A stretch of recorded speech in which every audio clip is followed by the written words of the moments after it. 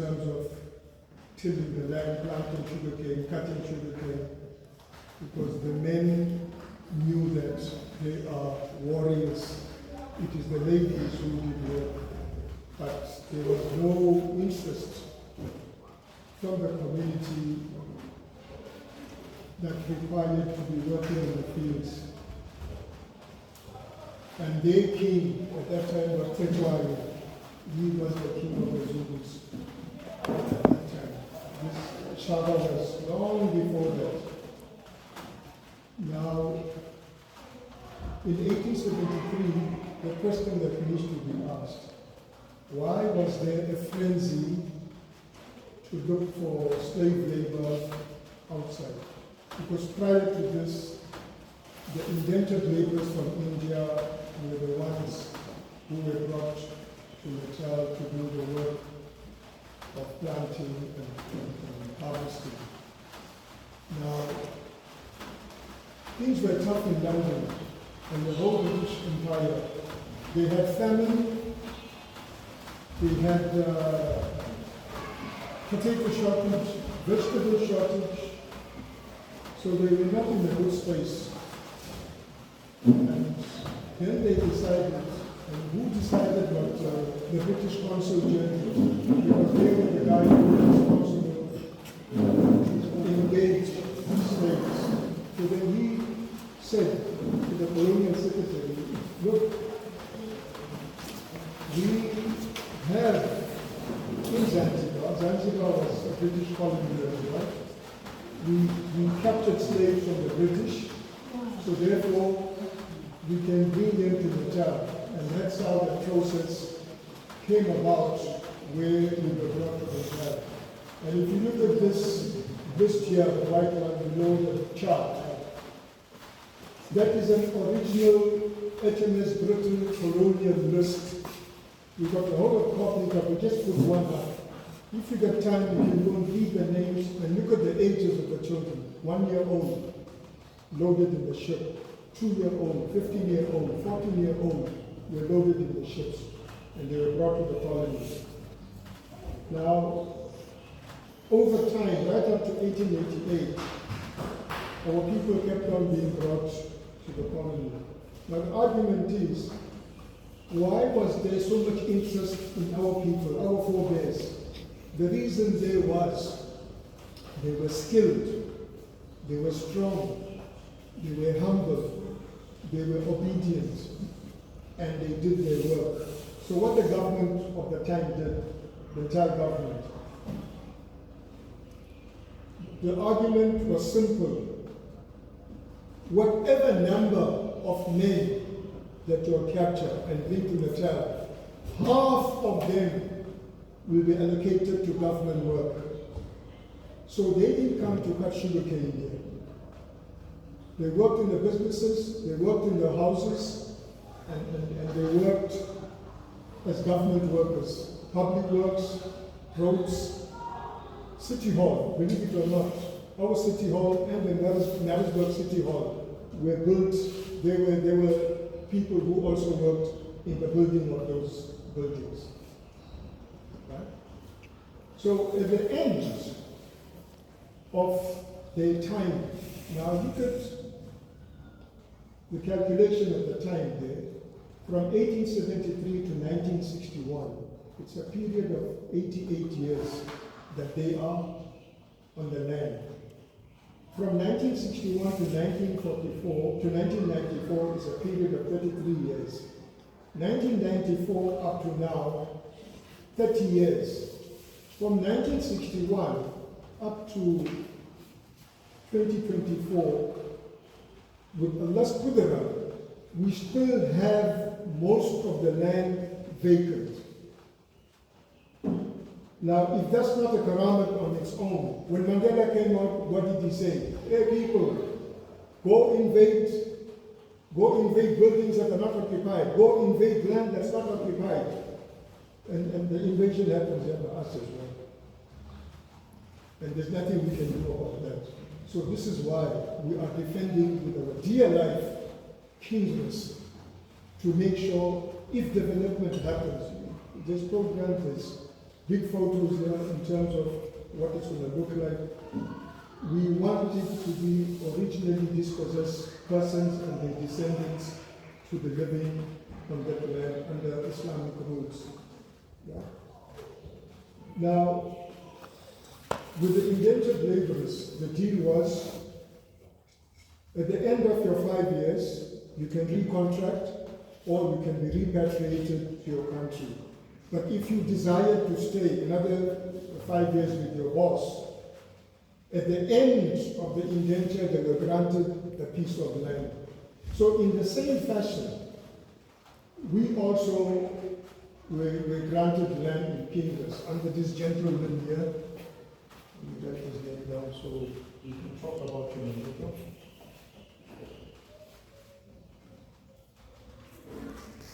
Reuben Benningfield.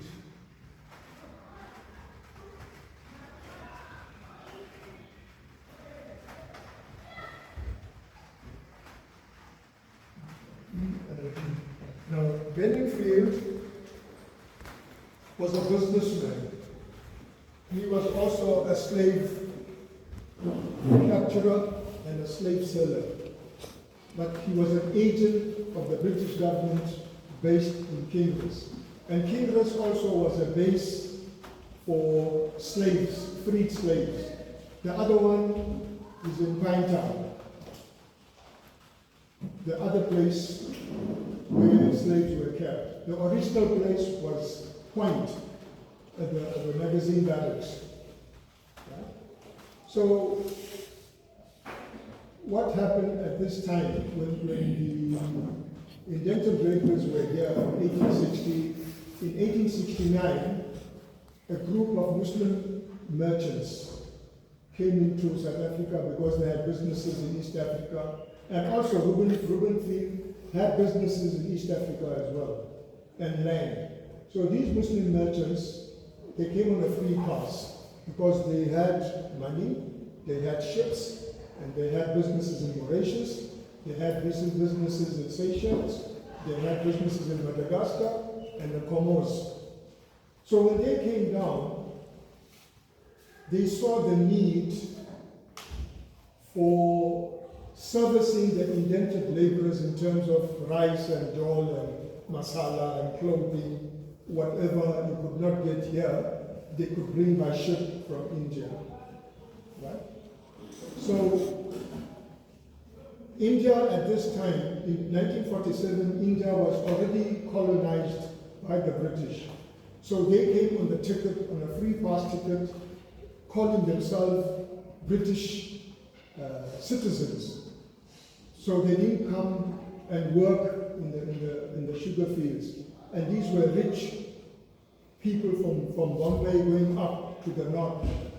The Sultis, the Lemons, the Cockneys, and then we had colonial born. And who was the colonial born? Our forefathers had the impression that we were the colonial born, but we were not. We were not part of the MCT, the Mohammedan Church Trust, which they created in 1899. The Urdu-speaking, the Hamids and the Sunnahs and all of those people, the Khans, they are the ones who qualified as colonial born, and they were registered in the trust deed that was created by the Muslim merchants who came in 1899. Now, what they did, they purchased the land and they registered it, our ancestral land. We came 1873, they came 1899. If you look at the difference, 26 years, where we were free, given land by the British Crown. Now, their businesses grew to such an extent, those who go to town will have noticed there is a divide between European businesses and Indian businesses. The businesses owned by Indians from those days, Price Street, Nepal Street, Prince Edward Street, Victoria Street, Queen Street. West Street, Smith Street, Gardner Street, going up to Cato Street, they were not allowed to do business but a few got a chance to establish their businesses. Now, why did the Mohammedan Church Trust fight to own land by 1899? They had money, but they didn't know what to do with the money.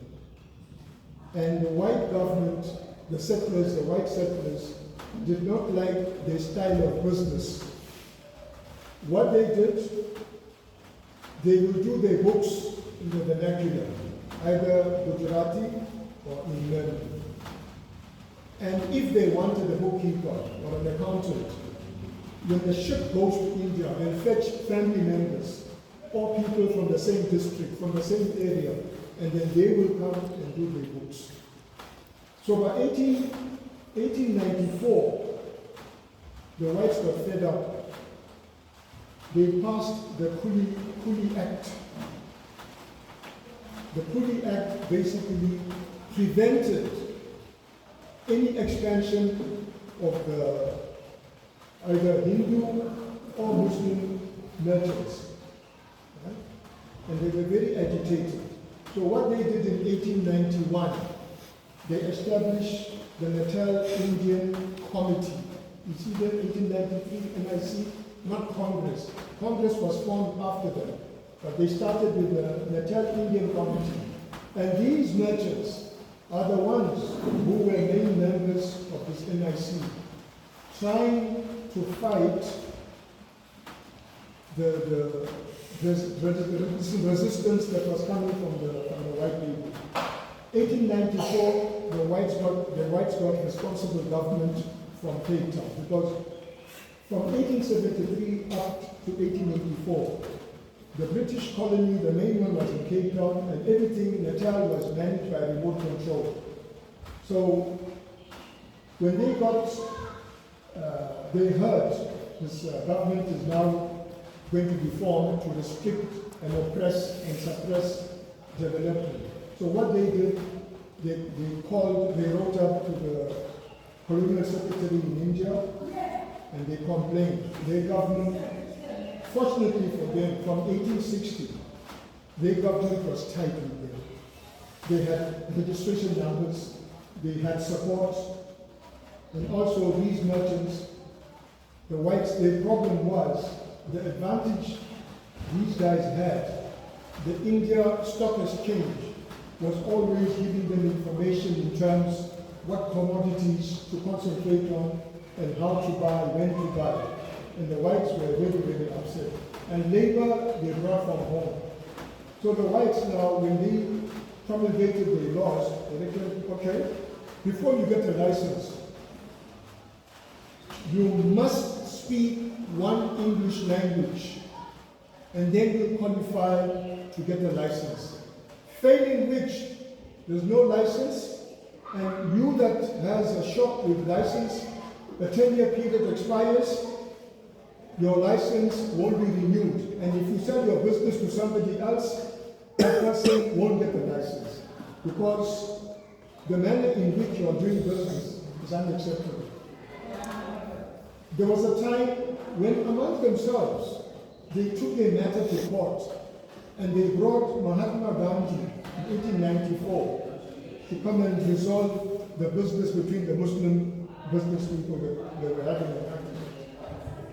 And when he came, what he said to them, hey guys, listen up, we, all of us, you Hindu, you Gujarati, you Surti, whatever you are, all of us come from the same place.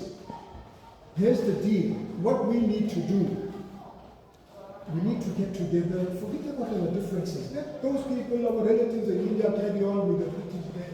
But these British here, they are foreigners, like how we are. We need to move them.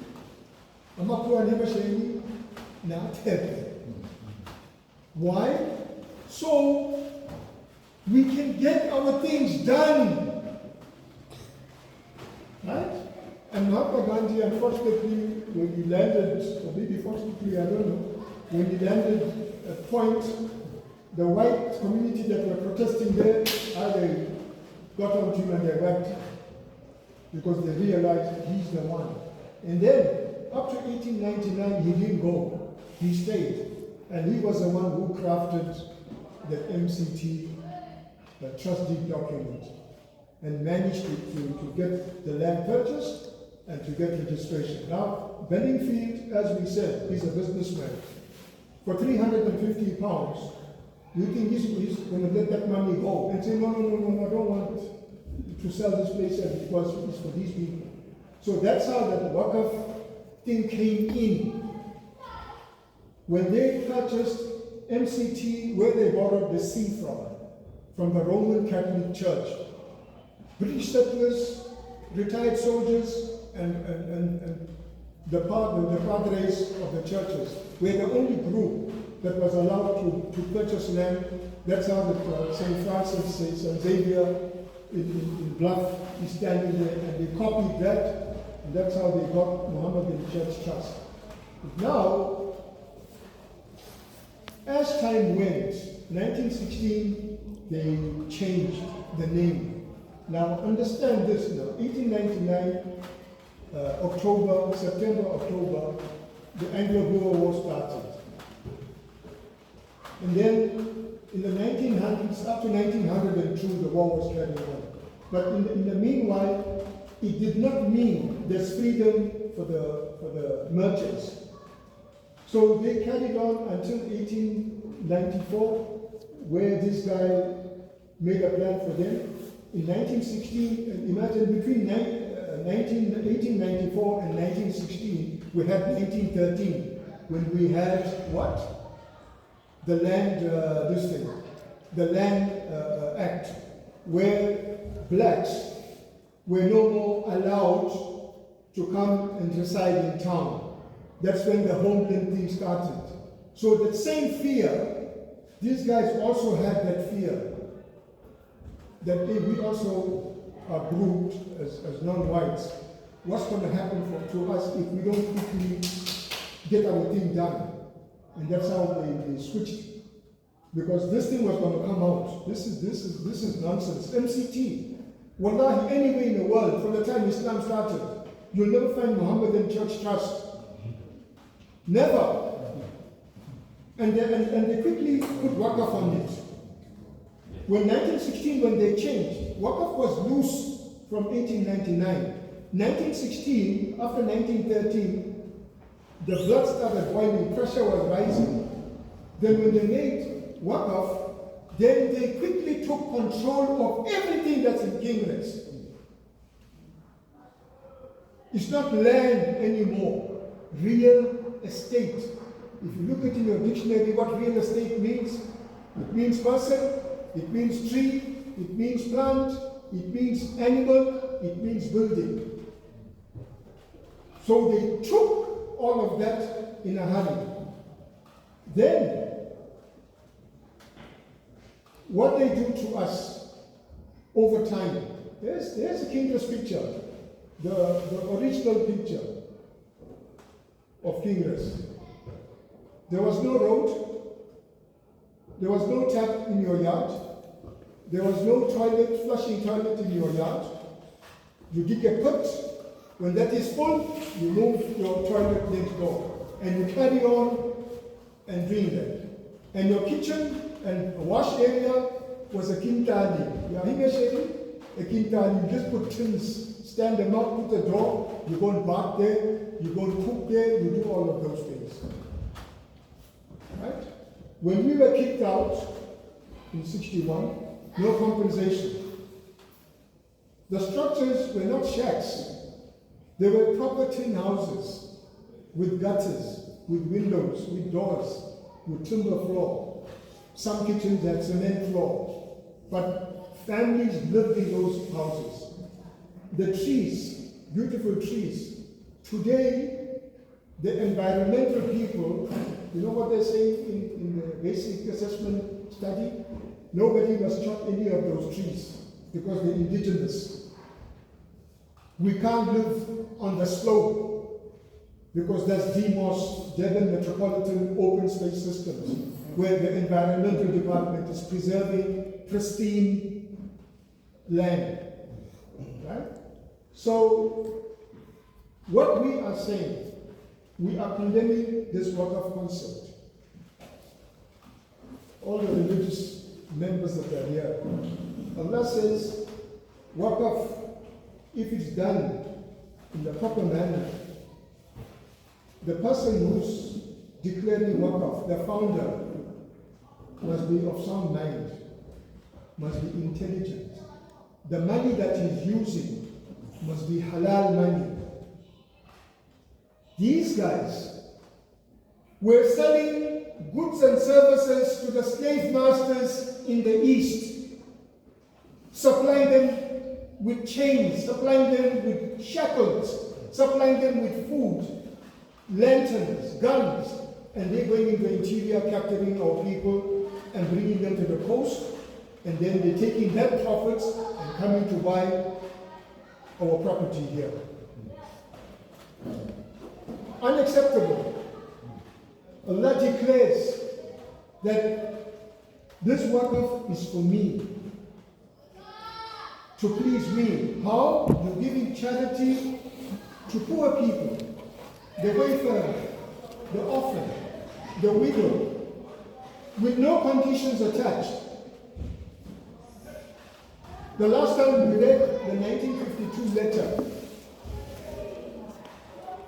which is anti-Waqf. Remember clearly what it said. Young men and young women in Kigras cannot marry. If you put a proposal, and this letter now is featuring, you cannot marry the girl that you proposed. You have to take her out and go and get married. And also, by extension, it means you must stay out as well. And then he appoints the supervisor, and look at the nonsense that they add on to that. You must find in the same community people who are going to help you to carry out your work. Meaning, they're going to be going around where Harusi is supposed to be happening and penalizing those parents. Mashallah, it's here. The letter of 1952. Those who didn't hear about it will hear about it, and then once you hear the contents, then you tell me Waqf normally cannot be revoked if it's done correctly. But in this case, Waqf can be revoked. And if you look at the other Islamic jurisprudence,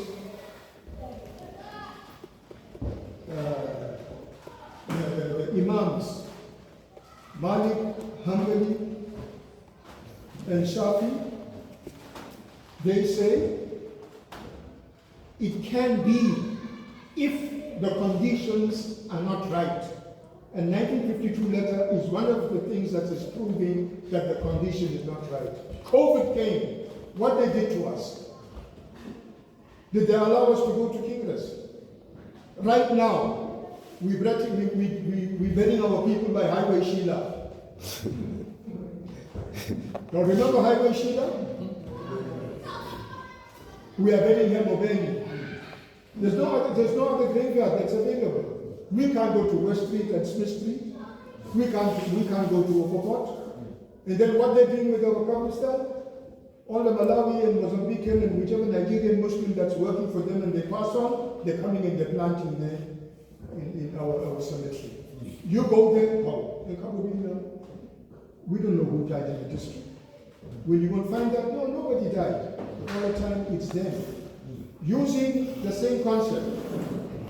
Just indulge me with this one and then we'll move on. Juma Masjid Trust, this letter is dated 1952, 27 September. Right?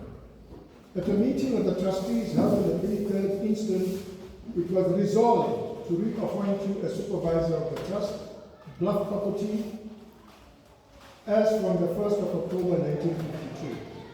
So he did work there before as supervisor. But now, this is Mr. Ismail talking. Now the new conditions that are being attached, you need to abide by them before you get appointed.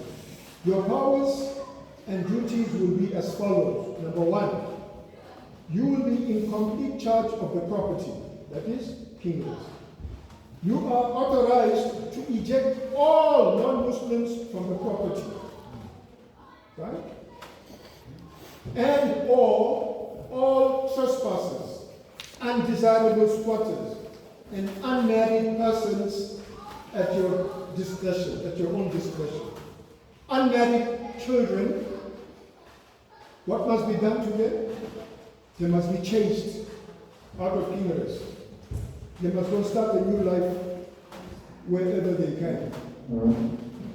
In this connection, you are to take all steps necessary for the prevention of further persons squatting on the property. You are to supervise the sanitary arrangements of the property. Now, this sanitary arrangement is something that was slapped on them in 1894. Either in the houses that they lived in Durban or the shops that they had in Durban. They had no sanitary arrangements. So Durban Corporation imposed on them fines. They spit, they urinate, they throw water outside where you will be walking. So now they're using this sanitary arrangement, punishing us. We're there from 1873. In 1958, you're telling us about sanitary arrangement. That is Tahara. Is that right?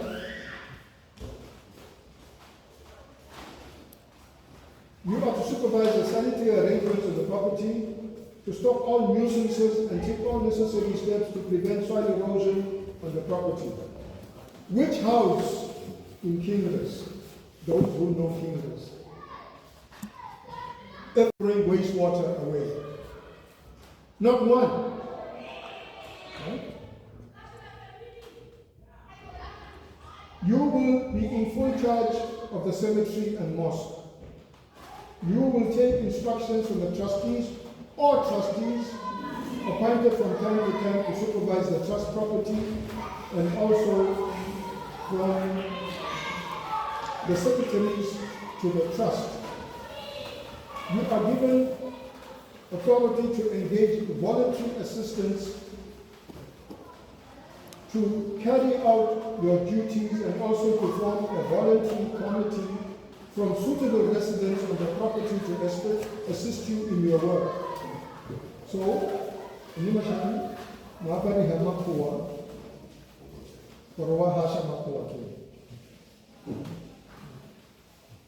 then you say, it's water. And wallahi, let me add, we wrote to all the ulama, all the jamiyas, Transvaal, Cape Town, Natal. What they said, hey guys, we hear what you are saying, but mafia, there's nothing we can do. When we requested assistance to counter Juma Masjid, and this is in writing, even Barman, they're acting like big shots now, sitting with Mandela in the big meetings and what have you, but they let us down in that respect.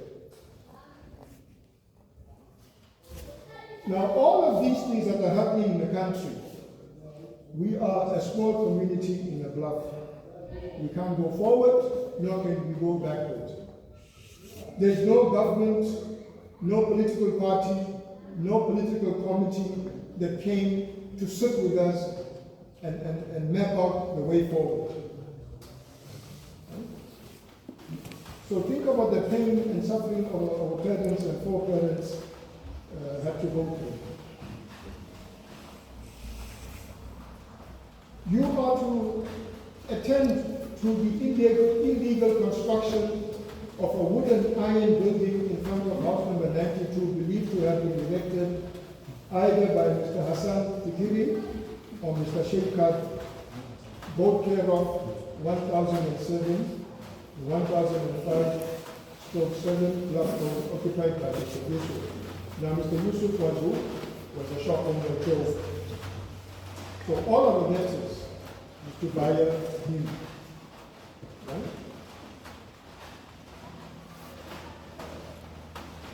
Sheikh Kader, you all know, upper view. Right?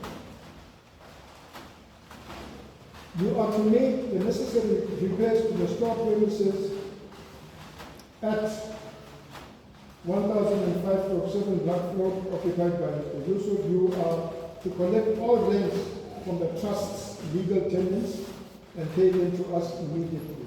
You are to fix the rents of persons occupying the property. Remember that? What of? What if you don't pay rent? It's fee sabilillah. Here we are told, organize the rent. Water, we have communal taps. One here, one on the other end, one in the bottom. And the tin, the milk tin milk, really condensed, was 1 cent. Now, if you got a 20 liter, imagine how many cents are going to be filling that bucket. 1 penny. Yeah, only 1 penny. Yeah, colonial days. Yeah, only 1 penny. Right? In connection with the above powers and duties, you and any one of the following 3 trustees, Mr. Abu Bakr Musa, Mr. Isa Hassan. Isa Hassan is on Hantins. Isa Hassan. Yeah, Hantins. Was it? Yeah. Further, should any of the tenants be in arrears with their rent, you are to notify us of this immediately so that we can take steps for its recovery. If you in arrears for rent, whether it's 5 shillings or 10 shillings, you must tell them immediately so they can make a plan to come and collect. We enclose copies of correspondence between our firm, the Devon Corporation, Mr. Sheikh Kader, and Mr. A. Yusuf regarding the various matters mentioned above, and also a copy of the Devon Corporation's plan regarding the proposed stormwater drains, which is sent merely for your information and not for any action to be taken. As the trustees are at present considering the Devon Corporation's requirements regarding these drains, should you require any information regarding your duties, will you please approach Mr. Tayyip Sakur, who will give you any advice necessary. If you are prepared to accept this appointment and attend to the above duties conscientiously, we shall be glad if you will sign the acceptance at the foot of the attached copy of this letter. Termination of this appointment to be by 1 month's notice in writing on either side. This letter is to serve as your authority for acting in the above matters. Yours faithfully, Russell and Marriott Fitula Limited. Secretaries, Tayyip Sakur, trustees. Now, this is a letter of 1952. So, what is the build-up here? Oh. At that time, this Ismail that you're talking about was one of the people that was brought by Jumama with trust to settle at King's Rest. Ismail Bilin. If you know Jenny, if you know his other sister's name was here. Qasim is married to his daughter. Qasim Hamid, Marhum Qasim Hamid. That is a man referred as a caretaker who was at King's Rest and spying on people who formed Jumama to trust. You see? So, in terms of this letter, you can see the oppression from 1899, 1916, 1952 to the current day. Now, I think there is talk about the 50 rand that they paid for each family to be brought to Chatsworth. Now, that's a very interesting story. Yeah. So before we get to the interaction of the first page. Now let me finish this one, then we'll interact with the first page. Now, when the Group Areas Act was passed, We were squatters, and Juma Masjid, also being non-whites, were also squatters, because the whole of the block was declared a white area. But they were owing rates to Durban Corporation. So all the trustees were going up and down, different trustees going to talk, to say, hey, Howard, forgetting about the rates, doing this and that. So when this thing happened, when the removal happened, before it happened, they went and negotiated. You say, all right guys, here's the deal. For each family, we are going to provide the sum of 50 rand for fuel. You provide your trucks, we will provide 50 rand for fuel. Now, what was the randage value in 1961? 2 rands, 2 rands to 1 pound. Today is about 20 rands have changed. So they are bragging. They told us in meetings that we paid for you all to go to church. But they're not talking about how did that come about. Right? So that was one of the things I wanted to fit in. Yes, Uncle Alpha is talking about if there's any issues that want clarity or additions or there's questions that you need to ask for this section there. But Waqf, I'm sure by now, everybody is clear. One of the interim trustees told me, no, the land is under Waqf, we can't do that. But wallahi, I promise you, with these violations against us, Waqf can be revoked.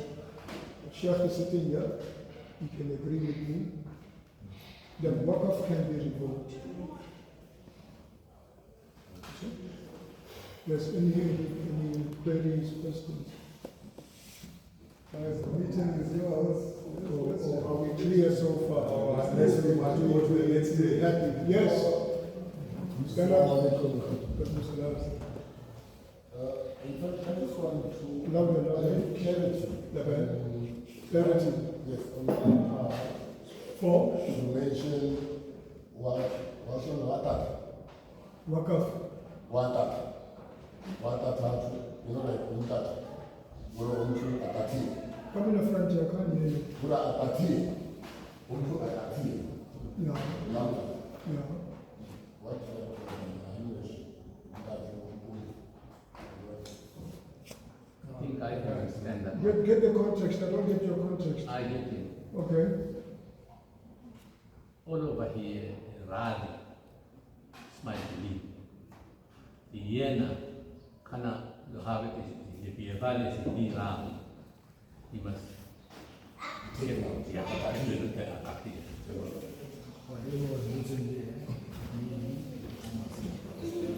Anything else? I think we're clear for now. Yeah. Are we clear? Think about going to the next. So I think this is just the history. So we want to see how this will fit with the next phase. So I think maybe then once we get to the next phase, we'll clap the questions together. Right? So the removal from Pingras started in 61, ended in 65, 67, because some people were taken to Wentworth. Not all came to Chatsworth. Right? But those that were brought to Chatsworth, Chatsworth was not like how you see it today. We were the first, apart from the farmers in Welvidale and all the township was established. The first place that we were supposed to be taken to was township.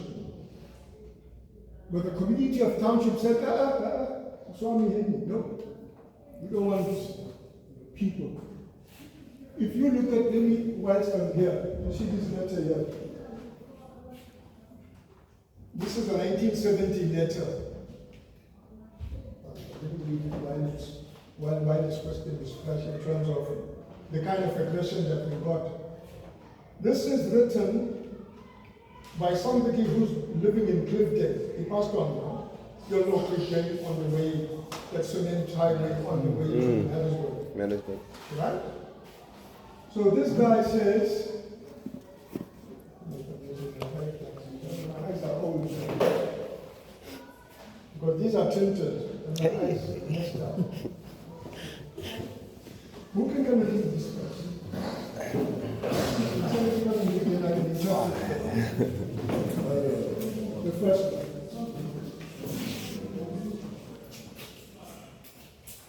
I don't want to start to understand let's say these guys in English, what's happening?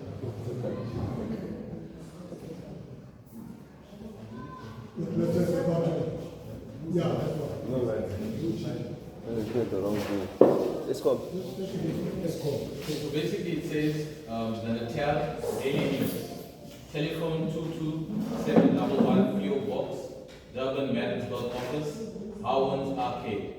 People Smalls. The charges for advertisements in the columns, including domestic notices, are as follows. The Daily News. 2D per word per insertion, minimum charge. The Sunday Tribune. 2D per word insertion, minimum charge. Small and other advertisements for the Daily News. Central CNA building, Durban North. So basically it has all the details. To the back. Oh, there's actually on the wrong side. So basically it says Natal Mercury, Wednesday, January 28, 1970. Future of the Zanzibari Africans. Sir, I was shocked to read that a government-appointed member of the National Indian Council, Mr. A.G. Khan, is going to fight tooth and nail to keep the Zanzibari Africans in the Chatsworth Indian Township. Thousands of Indians and to be removed from the Zulu land, and thousands more have been affected in other parts of the Republic. Indians may not live in an African area. These Africans, who are mainly the South African Bantu, call themselves Zanzibaris and are allowed to reside in Chatsworth.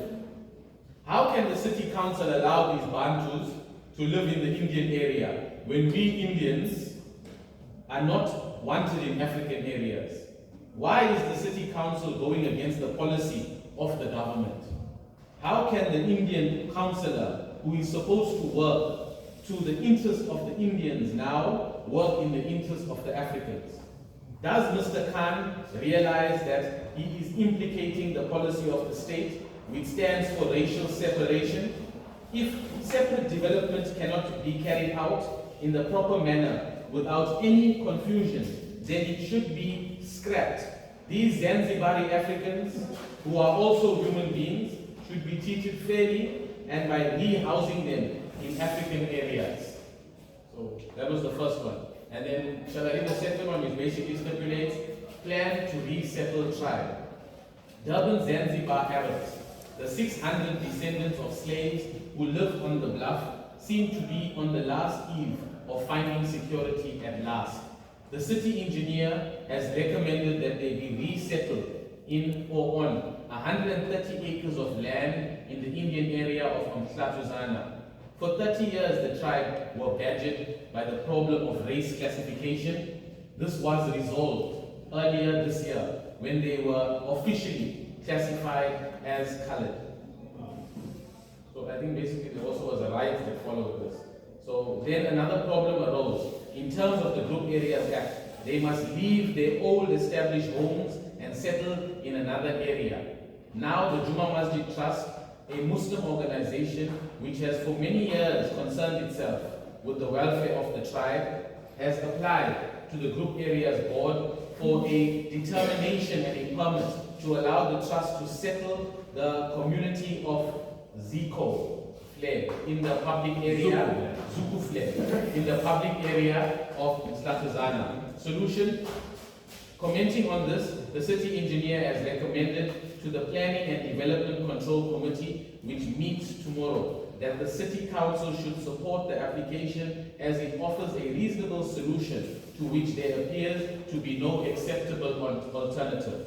He says that the area envisaged for the resettlement in repatriation of the Mhlatuzana River, about 1/4 of a mile west of the boundary, this community of some 600 persons, although speaking Swahili, has been classified as belonging to the colored group. The community seems to favor such classification, presumably as the alternative was the native classification. So us Zanzibaris, we prefer to be colored apparently instead of natives. They are not admissible by the colored community, however. So basically, even though we classify ourselves as colored, we were never accepted as being colored. So that's what basically it says. So, Moving Or on. other Asian. or other. Did you hear that now? Look at the pain and suffering our grandparents went through. You have to be subjected to colonial problems. You have to be subjected to the First World War. And then you have to be subjected to people who had nothing to do with life of the community being brought to Chatsworth. First place that we were supposed to go, as I mentioned earlier, was Amtatuzana. Amtatuzana, sorry. Now, we are here, if we are taking from 61 to 94, 33 years. Did y'all actually seriously, geographically look at our areas? Think about it. It is the remotest plateau that we were allocated. At the back here, it goes down. Non-developable land. So they came and they dumped us here with this understanding that, hey, within 10 or 20 or 15 years, this community will perish. Right? But we are still here. You see? So these are the social, economic, and political issues that we had to go through. The insults, the slander, the beauty part, number four, Wallahi, when it comes to stubbornness, we are a very stubborn and resilient community. Nobody can put us down. Right? Now, look at Chatsworth. I've got there. Before you carry on, I think Gee, no, Mahmoud, I just want to say that due to time, we just need to like kind of move a bit faster, or we can conclude because just now Zohar. I don't know how I'm going to do it. Perhaps maybe we can complete your phases now. Yeah. Go for Zohar and then we come back. I'm not sure how much time Now, we have. whatever we can do until the time, Until the time. we'll just slot it in. Yeah, just 10, 20 take- minutes, it's fine. No, 100%. So I just need to take notes of the time. I'm not sure how you guys want to do No, it. just What you after say? that. what I was You started late. Yeah, no. Honest. You started No, I'm not late. disputing anything. Yes, so I'm trying to plan how do we go about doing it. So you say we just shoot till the end. Yeah. Okay, got it. Yeah, 100%. We'll be concluding, what we do, we're concluding King's Rest. Okay, completely. Okay. Yeah. For about 45 minutes to, yeah. All right, 100%. So, Assalamu alaikum. So I'm just going to introduce Uncle Musa to come and just give a small brief on his part of the side of the Mapalu. I'm not sure exactly what he's doing. The end days of King's Rest. Okay, towards the end days of King Race, yeah.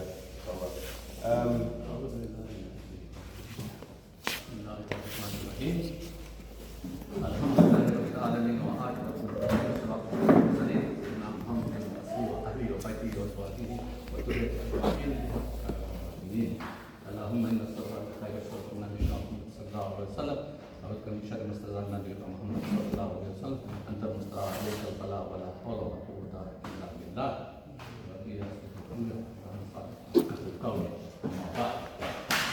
Alhamdulillah, I'm sure everybody knows the history of the community.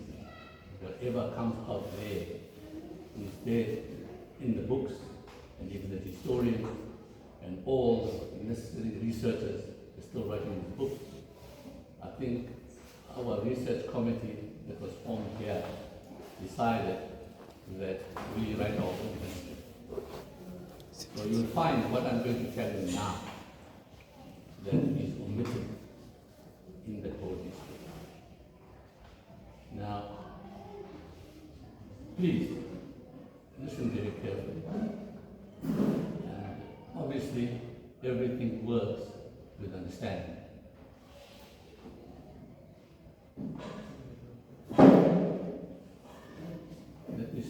sharing a rich history of arrival from our people in South Africa. For others, the land is important. The hotel, who was captured by Arab slave traders. When the slaves were brought to and detained in Fort William, laborers here in Durban, the freed slaves, because you know how they landed on the black king's race. Now, understanding culture and religion of our forebears, white men used to offer them things to eat, like pork, they refused. Give them sheep meat, they refused. But when they were offered a goat or animal which they had to slaughter, they took that and they slaughtered it and they had a meal. Now, which then resulted then being the mannerism, of course, to recognize that the culture of these people is like the Indians, because the Indians were already here at that time. Whilst the forebears sat in the king's rest, community lived in harmony, but they did not have a leader. So when the government knew that now they're having this Rupiah's Act promulgated, and they had the commissioner, at that time, Bantu Commissioner, Statistics, where our other slaves who were Christians, they were settled in Brighton Beach. And they had, the commissioner trusted Joe Mori, who was from that time. And they sent him to come to King's Rest to speak to our fathers and forefathers, to say, look guys, you've got to appoint a leader amongst you. So when they did that, because of the supplement, the Rupiah Act, nobody is an separate community and a different culture. My father, Tariq Saleh Tinambo, he was elected to become a leader from our poor community. Purely because, based on the descendants of the original liberated states. In other words, my great-grandmother, I'm the fourth generation, and my grandfather, they were in that ship of slaves. Now, he was elected on the 14th of January 1955. Now, if we had slides here, I would put up the documentation so you could see on the screen. That's what I did in the 150 celebration of our being in South Africa. I had it there. So all the international guests and everybody was able to see what I'm talking about. But obviously, there's proof beyond reasonable any doubt in black and white. So, Jomoli, he was a man that spoke to him, and then he gave him, after the people of King's Rest said, you will be standing for that. And he was given that certificate. Now, obviously, there's a family tree on that, which you've got to see one who at that time, where he came from. I've got it to show you who was his father, who his grandfather was called in the ship, and who married who. Until it came to him, and then his children. I've got that. That one was revealed on the because it's a long process. But I want to get to the point where that we, as known at that time as a lost tribe, Cameroon and Local, because Africans, English, that is English, colored, and black denied us completely. Now, obviously, as a lost tribe, you've got to do something to be recognized South Africa classification so that you can be put into the particular area in which you live. So I've got a book also with all the signatures and all the amounts. Each house in King's was paying 2 and 6, 25 cents that time, 2 and 6, 2 and 6, to engage the services of the QC, it was King's Council at that time, now known as an advocate. So that council appointed by our people took our forefathers at that time, says, look, you must dress up traditionally in your culture, whatever way, take it to court. The matter was taken to Bloemfontein High Court with these people here. When they sat in the court, counsel de Villiers asked his lordship, say, your worship, you are the one going to tell us what nationality is this, because you represent us for a nation. So when this lordship couldn't sign the matter back for investigation to the university, the university has to do a study, to do the history, like how the researchers do, to get to know where our people came from, who they are. Obviously, they came with a report, because there were all those areas that people researched, and when they brought it, it went to the parliament. In parliament, the Group Areas Act was already promulgated. They had to now alter the Group Areas Act. I've got the government gazette here, where we were classified as the other Asiatic group. You get the point, that's how we came about. So that qualified us now to live in an Indian area. So when that happened, that's when the rumor started. I think Wali told you all how Albion trucks, the big trucks that came to take us out. Before we can take, when we are classified, when we reclassified other Asiatic group, then people have to have documentation to prove what they are.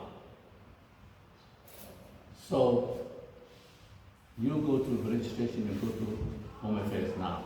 So at that time it used to be called Population Registrar, African Nation Commissioner's Office. And then the Home Affairs itself came with all the equipment, the dates, photograph, whatever it is, to get all the people of Kingdom to be registered. After that was done, we got our identity document. And then government was ready to take us now. Indian people there, the Juma Masjid, you trust them, you must not trust yourself. Because they knew the history, they knew that these people here, if they were taken to another place, because I remember my father telling personally, I heard him telling me that we were supposed to be taken to Kwamashu, because Kwamashu was just being built at that time. And then, when they asked him, in his community, to say, you want to go to Kwamashu, they agreed. They said, yes, we don't mind. As long as you build a mosque first, you don't have to tell all my community, they will run there. So Indians told the government politics that, hey, once a Muslim settles there, they're going to take over South Africa. It goes out with the Mahoon. So that decision was then reversed, Nico Valley, as you say, and ultimately, Chatsworth moved there. At that time, only 246 was the only road existing. And if you're coming from Mobeni, there was no Unit 1, no Euro Park, nothing. It was a two-way lane with sugarcane on both sides of the road, right up to here. And we enjoyed the show. Two-way. Three-way only came now, highway. So, in Kingsland, at that time when they came, the path that we are moving, it was a question of you take whatever, the Albion who came there thought they'll take 4, 5, 6, 10 houses into one truck and dump us because we are living in houses like shacks.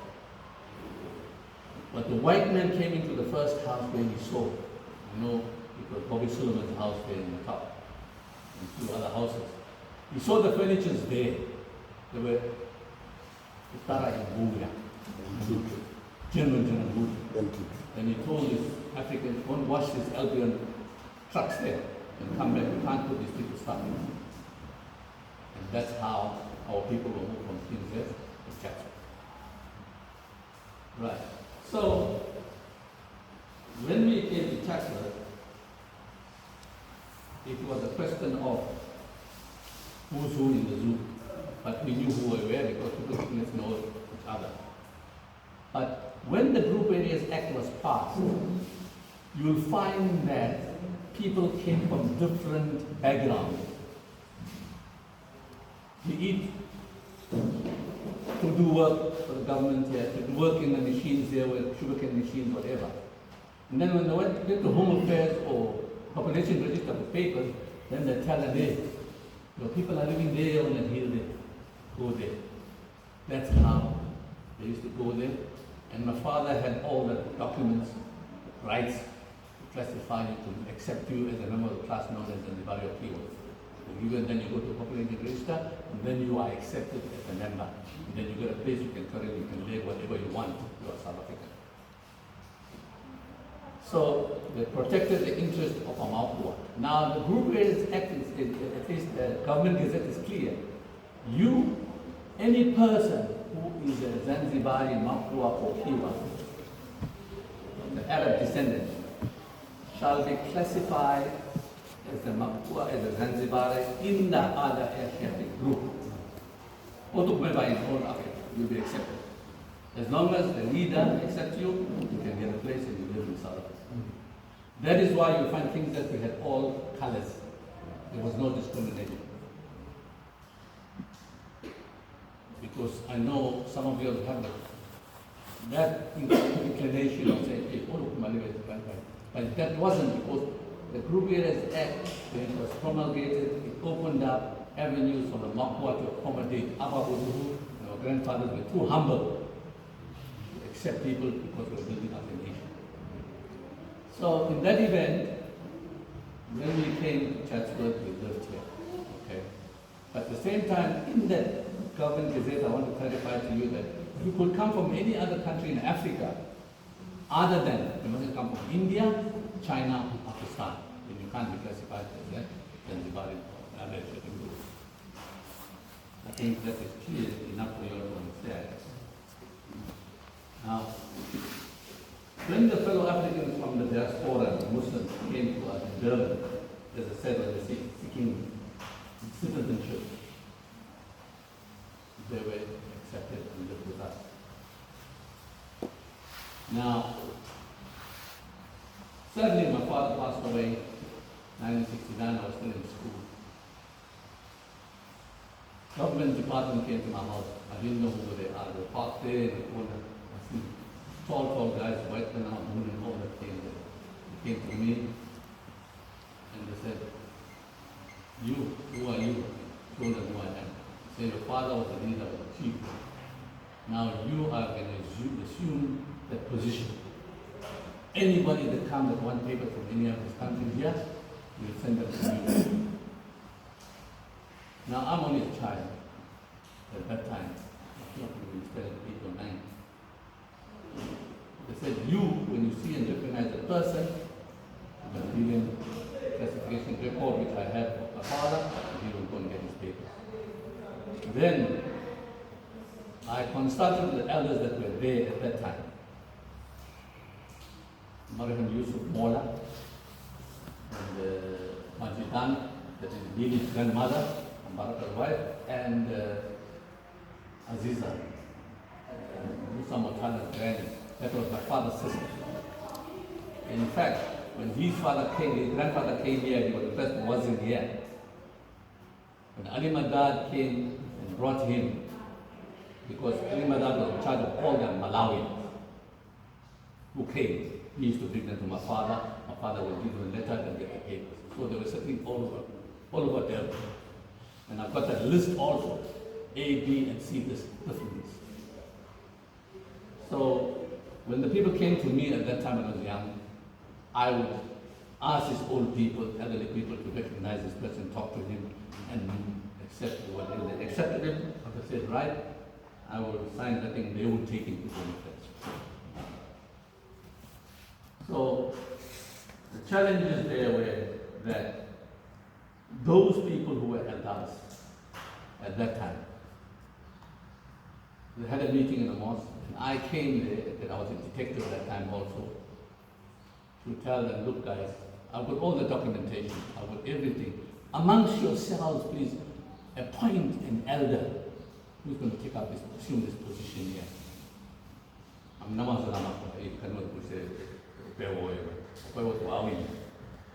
your leadership comes from your generation, so we cannot. President Kokta approached me for that. He said, why your people are still not recognized when you have all the papers and documentation? People must accept the fact that there is leadership which is lacking in this community. So when you, before I get there, Abubakar Tamim was the chairperson of the DT. When we started fighting for Fingers, we didn't used to fight like how this is happening now. We had our Uncle Wali here who was the secretary.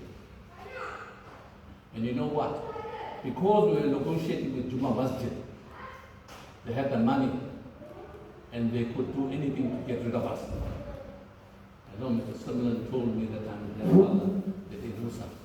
No, she, we are no, now, do something to the Anna to let on. Another director, very heavy.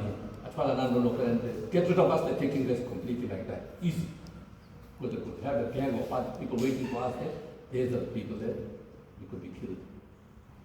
Then, A.B. Muhammad, you know him, he was chairman of Juma Masjid. He was a youngster studying in university, become a lawyer, became and qualified. Before he qualified, he came here to this mosque. This wasn't a mosque. We had a tin mosque in the front there, then they built this one. We asked our people to make dua for him. You know that he can succeed in whatever career he is. It was 1968, he came with Ghazi Khan, Yes. the one that is written in the books. You see? Who's Bali? Then he was appointed as a prosecutor in the court here. This road, when you're coming from Nagias, that road that goes up and come to go to Silver Glen. There was a school, the first school. He was a prosecutor. I was a young policeman that time. And I was in 71, 72. I was a court orderly in the court, calling people to order. And he was prosecutor of the state. That's how far I know him. So, when he became a chairperson of the Juma Masjid, he was there negotiating table to suppress us. And then when Sibyl told me, hey, I called another neighbor, I told him, don't worry, I've come a bit late. You can go inside there. When I came there last in that room, they were all sitting, all eyes turned to me. And I'm carrying my stick. Barakani. After that, then they told us that we want to be with you. They want to change the constitution of Juma Masjid, where it says so many Sufis, so many Mermans, so many of their culture, but the poor ones, maybe 2 or 1 or 2 in the community. But for our purpose, because of King says, Ampelo to Gurukari, they want to change that constitution. Then somebody was the one who answered to say, hey, here are no joke of Hawaii first. Amuzihu, whether they agree with that or not, and then we'll come back to you. Because each meeting that was held with them, they had the attorney there who was taking down everything. After we had the meeting of negotiating with them, you will write, Captain Wali will write to us telling us that they love their keyboard. We're not getting to you. That's how they used to treat us. So, in any event, we took everything and said, well, in Nazulura, we are the owners of the place. Whatever they are saying, we're not getting into it. To get to the point where I let Wali carry on is when the Mandela came out and they said each person, whoever was taken from this area can claim. We did that claim. That claim of ours was clear in the sense that we proved it to land commission. This land was stolen from us, was taken without our permission. And when I took out the documents to show them exactly where we come from, this is a case of like Mangete, Amakala, Moriston at that time. That the Roman Catholic Church was in charge of them, and they knew these people here at Pironaya Masi, the church wanted to take over, then they gave it back to them. This is the case like that. So I think we'll restore this place back to our own original owners, Amakua. That's how they did it. So when they did that, I personally myself told him, listen, I need you to put the price, the value of the cemetery and the value of the masjid, because you can't trust these people. Mafalo, we have 15 minutes left, so I can give you 10 minutes before Zohar, so the brothers can make a go. When I told her that, they said, look, English is yours. Your family is not there. Carbon Dean Sivali, Carbon Torowa. You see to look when you use the use of local and pure and Nava. So I cannot put the price and sell because automatically it will fall into your hands. That's how it ended up. Any questions, any queries? Brothers, do you guys have any questions? Definitely, there's more to say. I think after Zohar we can continue. So if you have questions now, please, you can raise them. Anything? Please ask. Do you guys understand what's happening? Alhamdulillah, first and foremost, Dr. Wali gave us a good presentation there with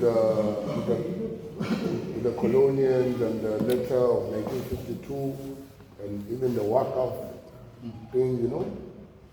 I think I understand it. I don't know, but I would be very happy if the whole house understand and even make a research and see what's going on, because you know there's a lot of talk around which is unnecessarily.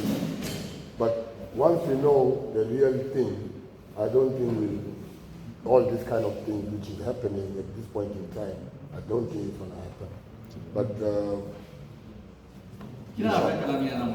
I'm asking you, you know, youngsters, when the civic was formed here, we were involved in the civic, going day-to-day activities of the community to see what their problems are. And we'll take up the matter to make sure that people can get whatever they're being done. That's how we came to fight for Kingsway. Now, I know the problem arose at the time when we appointed trustees from the civic, and the civic was left without members.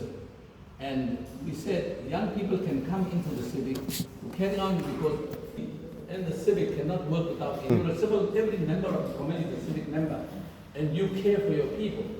So you should be in the civic organization active as much as possible, recruit the youngsters so you could get your cause. Hello, we have one brother with a question. Okay. Go ahead, please. Islam.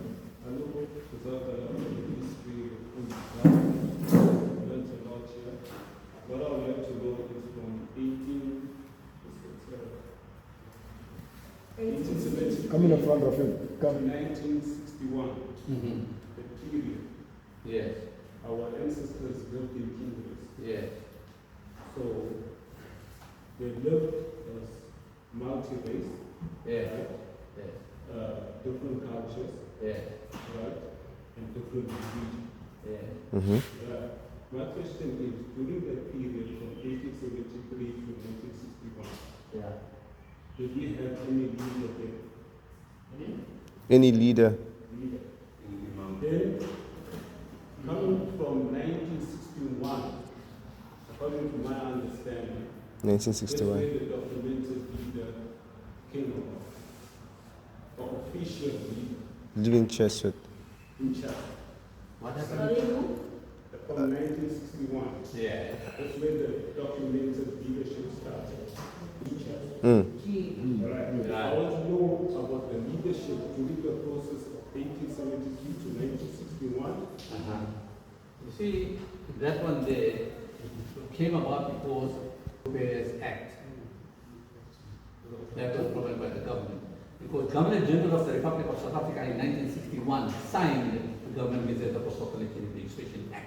Wait, now, the group area spread from 1873 to 1961. No, there was no application at that time because whatever was handed over by the British to the Afrikaner carried on with it until we became a problem because they didn't know what race classification should be.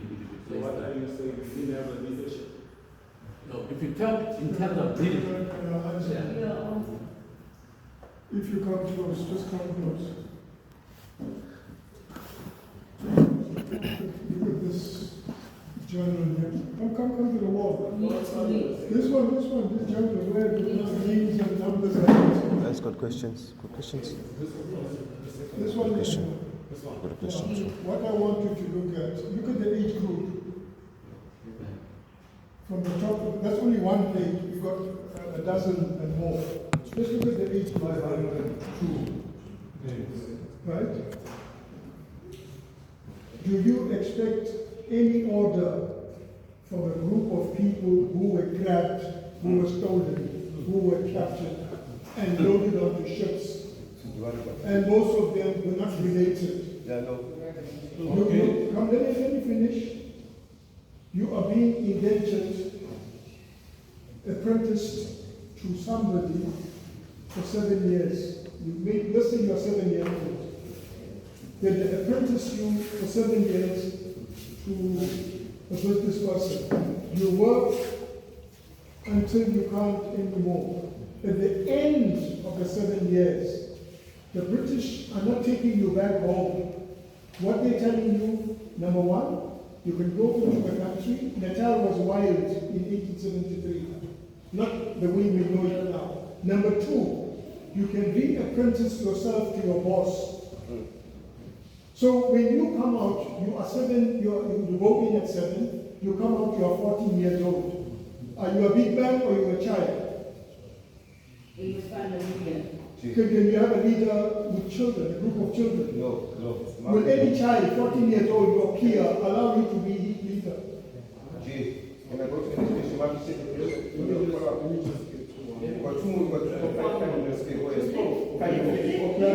Just for clarity, Yeah. right? I'll talk to this chat. don't go to Wait, the clarity, transparency. Transparency, say. the chat is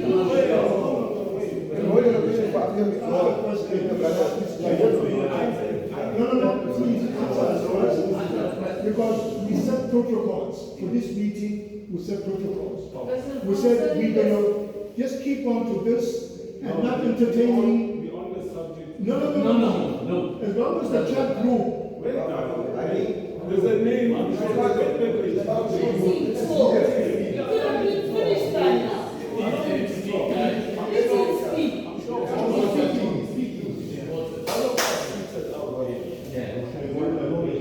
Yeah, go ahead. What's going on? Right. There's a name, but the name is a guy by the name of Joe Paul. Joe Paul. Joe Paul? Yes, Joe Paul. Number one, ancient. Right. So, if there's time, I just wanted to more elaboration on this guy. I think that this guy, Joe Paul, was supposed to be Joe Paul Morley. I mentioned Joe Borden. Right. He was a chief.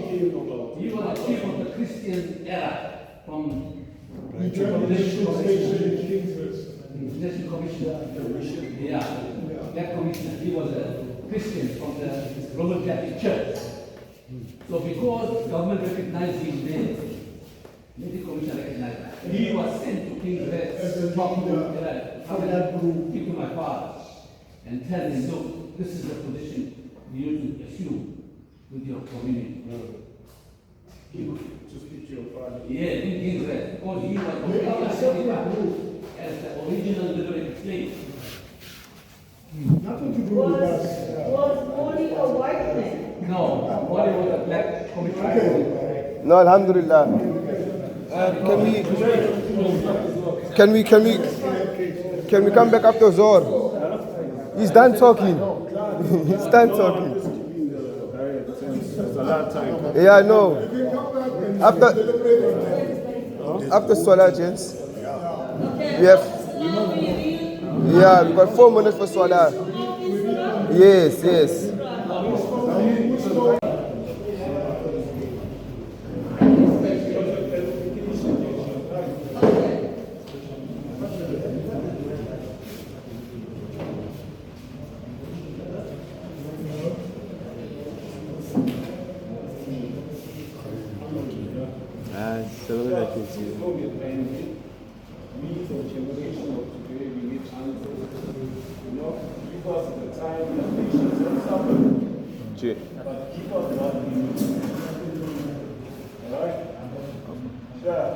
I'm back again here at 1873 to 1961.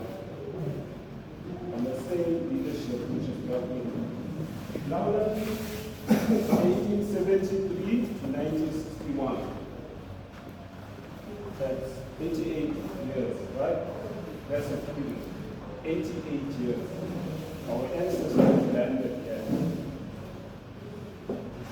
If I think my grandfather Makoba, from 1873 to 1961, his father, then comes Makoba, he was an elderly person, then come his kids. I'm baffled that from 1873 to 1961, there was no leadership. How come? Because I had a grandfather during that period. During that period, 1961, I think the elders in my family is Hussein and come Manata. That's where they were doing move from Kingsgate to Chester. Where was the leadership, Richard? Why do you think they have leadership? We're talking about, I'm not talking about documented leadership, official leadership like now is the Tinambo and what's the name? Paul. Right? From Kabul. Talking about. Uncle Alpha will answer you. Uncle Alpha will answer you. Okay. What you need to understand, this 1873, forget about 1961. 1961, all of us were civilized. If you talk from 1873 up to 1902, even up to 1913, the entire world, 1914 was the war, so the entire world was in a mess. But 1873, the people were brought into this country in chains. I asked you to have a look at that journal, the age group, 1, 2, some are 22, some are 23. And they are not related to each other. Some people came from Zanzibar, others came from Mozambique, others came from Madagascar. All different individuals. What kept them together was the beauty of Islam. The environment that they came into was hostile. The moment you landed at the bay, you were taken into town. The men, they can be 10, they can be 2, they can be 20. The government of the time said, the colonial government, half the number of men we need for government service. Straight away, you are not taken to a shelter where your granny or grandfather is waiting for you, where an imam or a manager is waiting for you. You are on your own. From the time that you are landed here, you're on your own. The 2-year-old is on his own. The 6-month-old is on her own. The baby. Right? If mothers came with children, then they were lucky they can take their children with when they deployed to work. Because it was expensive for the colonial government to bring slaves that were female and children. What do you do with them? Because they need management, they need parenting, they need guidance. So what they saw, the colonial consul general, what he saw, hey, these guys, wallahi, they're totally different from the local indigenous people. They are so humble, they are so calm, they're so obedient. So we will ensure that whoever is taking children to work for them, we're going to police that owner. Will from time to time go and check if this child is being brought up in the right way. And what is the right way according to them, those British people? The values, the finer values of Christianity. These are Muslim children, and you have to teach them the values of Christianity, number one. Number two, they want to teach them cleanliness, tahara. You are taught, you are taken to the holding cells. From there, you get it from the Arab Dar. From there, you loaded into a ship. What condition that ship is that you are in, 100 and 200 people, no window, no ventilation. And you're coming on a journey, 2 months, 2 weeks, 3 weeks. And then you are dumped. In what condition your health will be? Will you think about food? Food, you don't have food, you know what about leadership? Leadership is just an ideology. It's just for good governance to say we are civilized. But it's not an issue that we can raise and put pressure here. Why in 1873 to 1961 nobody rose from the ashes to become a leader? Lead who? Yeah. Because you are distributed already, you're no more together. It's only after 5 years if you're a child. 3 years if you're it was 5 years for the adults. Then they switched the know these guys know the job, keep them for 3 years. And if they want to go home, Bismillah, let them go. Where's home? You came by boat. You go through the bush. Wild animals, wild people.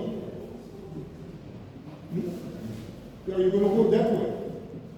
So we can't cry about leadership. The tenacity, the resilience is what we must thank Allah subhanahu wa ta'ala for. That some of them came from they call it Northern Complex, Zanzibar, Pemba, and then Southern Complex, Mozambique, Madagascar, Comoros. Madagascar was a holding cell. Zanzibar was a holding place. And then how they sell you with a bag of salt. You get paid with a bag of salt for a human being. They look at you, look at this guy is solid. So, Are you certified, brother? Clear. For another question. Okay, my first one. Marv, this one go with routine. Well, like to go wrong because people hand 1, 2, 3, 4. Or to address. Okay, give me Marv. This one address culture. It was colonization and people was slavery. Slavery was not right. Okay, afwan, jazakallah. No, Marv, brother, ask a question. Jazakallah. No, not 2 meetings. We had one No meeting, rights. brothers. What rights One we have? meeting. Let the brother ask his question. No rights. Go ahead. Ask the spirit. G. I think what the Wali is trying to say is that the people weren't meeting up in 2:46 in the afternoon. They were living in a white man's house. So there was no way to congregate and say, hey, you were going to be the leader. No, we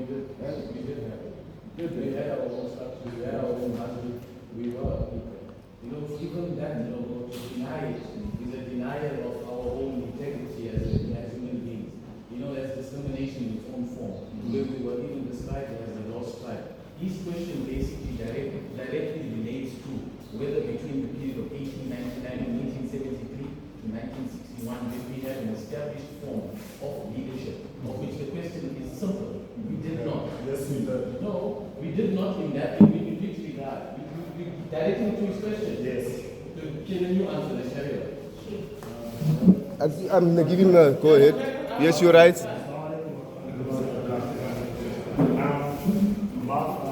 was at 10 o'clock.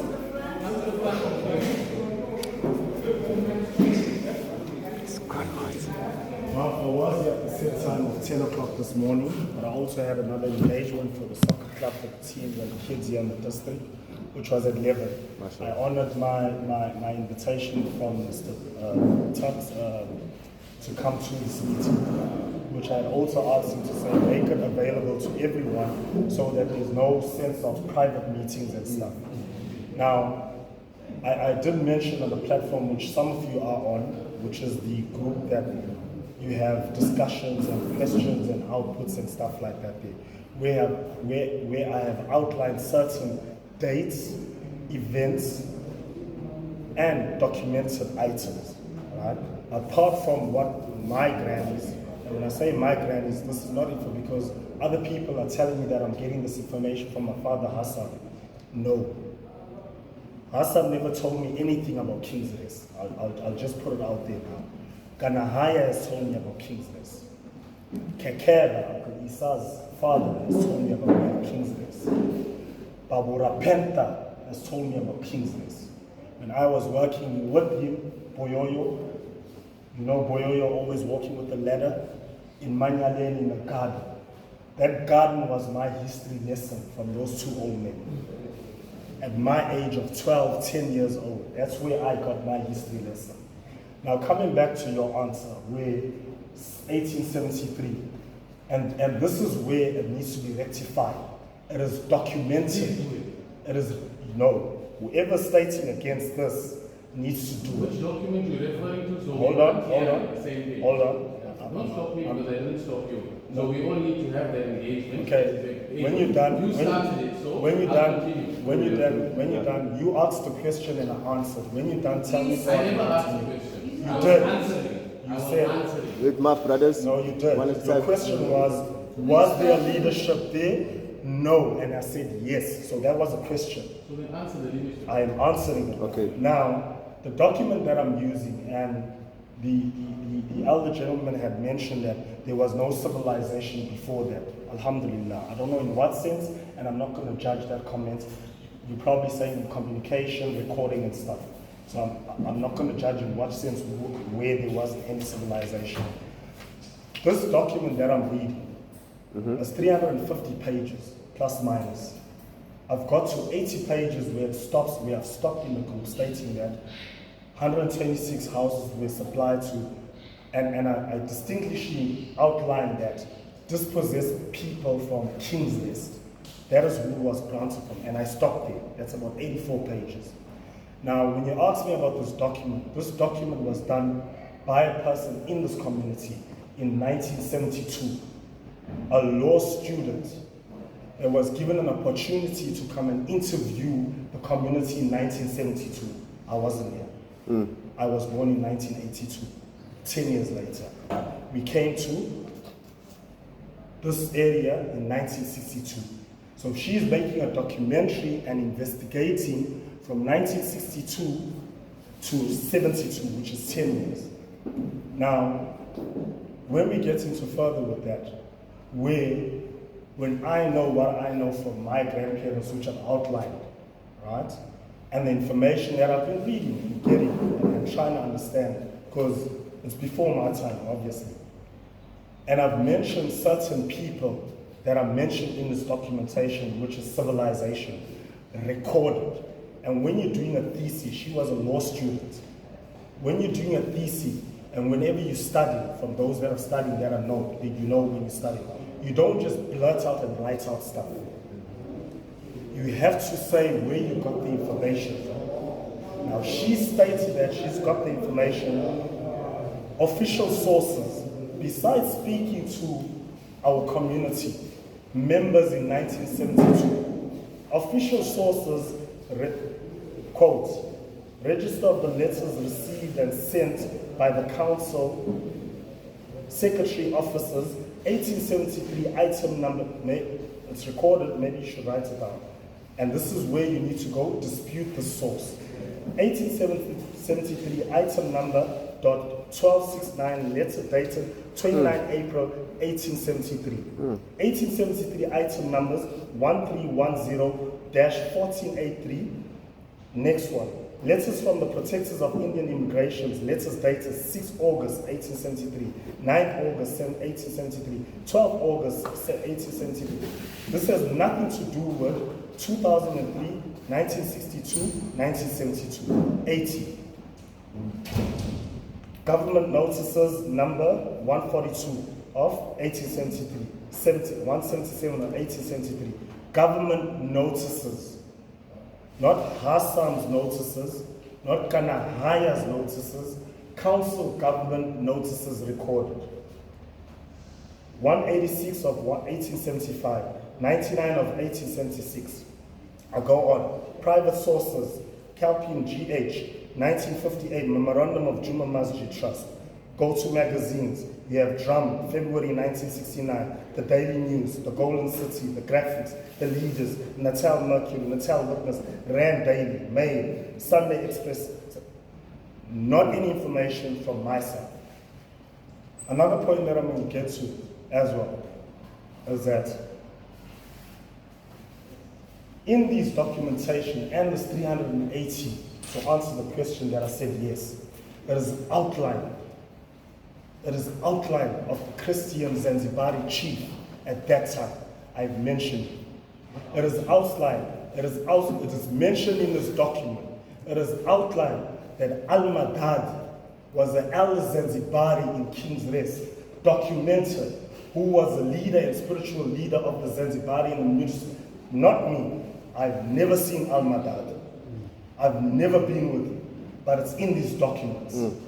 Now, when you telling me something else, which is against something that has been recorded in history, it's down there. This here doesn't help. Hence my point is, if we're disputing this, go here and dispute it. That is why I said yes, they were spiritual leaders and they were leaders of the community at that time. Outline. That is my answer to that. And I will get back to further stuff as we engage. This document, how do we get access to it? I can send it to you. All right, yeah, sure. My response. He's got a question. He's got a question. To be fair. Yeah, no. We have to be fair. Let's not be biased. One, the main thing that he had to come forward with, everything that he did reference, he gave us citations to stipulate this person and that person. Fair enough, but this history has a bias because that history is told from the mouth of Juma Masjid. It's their documents that document those documents. You come with a thesis of 306 pages, but then you want to speak about our history. Our history comes from where? What are we even here for? We're here to discuss what? Everybody knows we're not just here because we want to know about the history, because we want to know what it entails or how does it affect what? The ZDT in regards to who qualifies. That's what it is. That's what it basically is, because bottom line is, when we come to the history... No. Let me continue. You said to me, read about citations. Nobody is disruption doesn't work like that. You need to give me time. When it's done, Yes, I said, time is not beginning. Sure. I know. Let him talk and let him finish. No, because bottom line is you come with a concept and you come with all this information that you're putting forward to the community. The bottom line is, if you're coming in regards to this historical documentation, there was investigations that was done. By who? The RLCC. Those are the documents that are in question. That's what relates directly to our community. Those are the legal documentation that have stamps on it to say it's a legal verification. Those are the documents. You come with a thesis where somebody's opinion of their interpretation of a law or their interpretation of what they've been told. That cannot be cited as history. How is that? It's impossible. I'm gonna come in. Because I can say there was documents history of other people that read. You want to respond to because my Now, let me respond. Now, let me respond. If you heard me clearly, I said this person did a thesis, and I was still going further to explain as to how it came about. And I mentioned that she lived here in this community with people at that time in 1972. I also stated I was never there at that time in 1972. I was not born in 1972. I was born in 1982. So when the question comes to say Juma Masjid, let's say Juma Masjid, this is Juma Masjid, let's put them here. What about the information that was received from the community members here, the old ladies and the old grandfathers that came from King's Race, that was given to this person? Now let me come to the point so you need to understand why this lady was here in this history. At that particular time, between 1969, 1970, 1971, 1972, we were being kicked out from here. There were petitions by the Indian community to kick us out of here. There was the buzz at that time. Leave alone that we came here in 1960. But in 1970, we were being kicked out of here.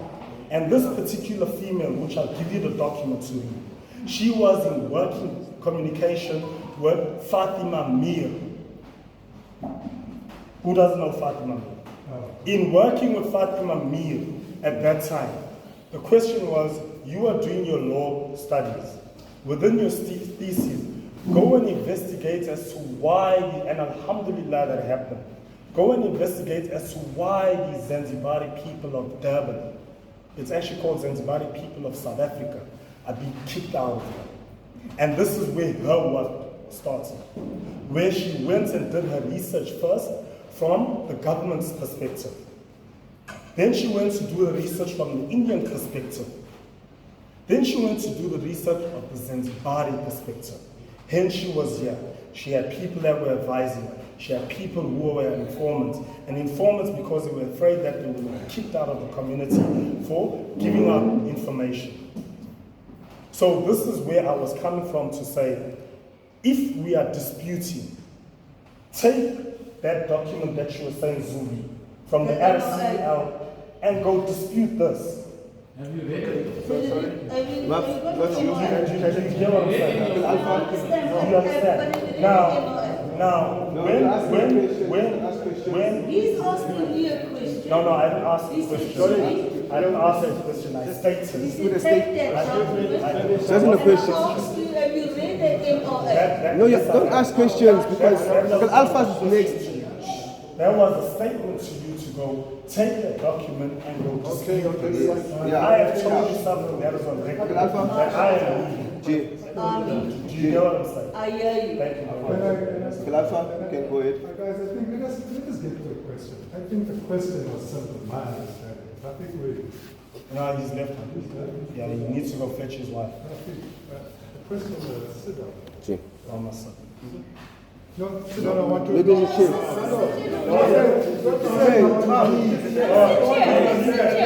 Behind you. What's the check? The question was, I think my understanding, I'm sitting here, listening, where Rafi's question arises from was after Moses' presentation. This is what I wanted to ask.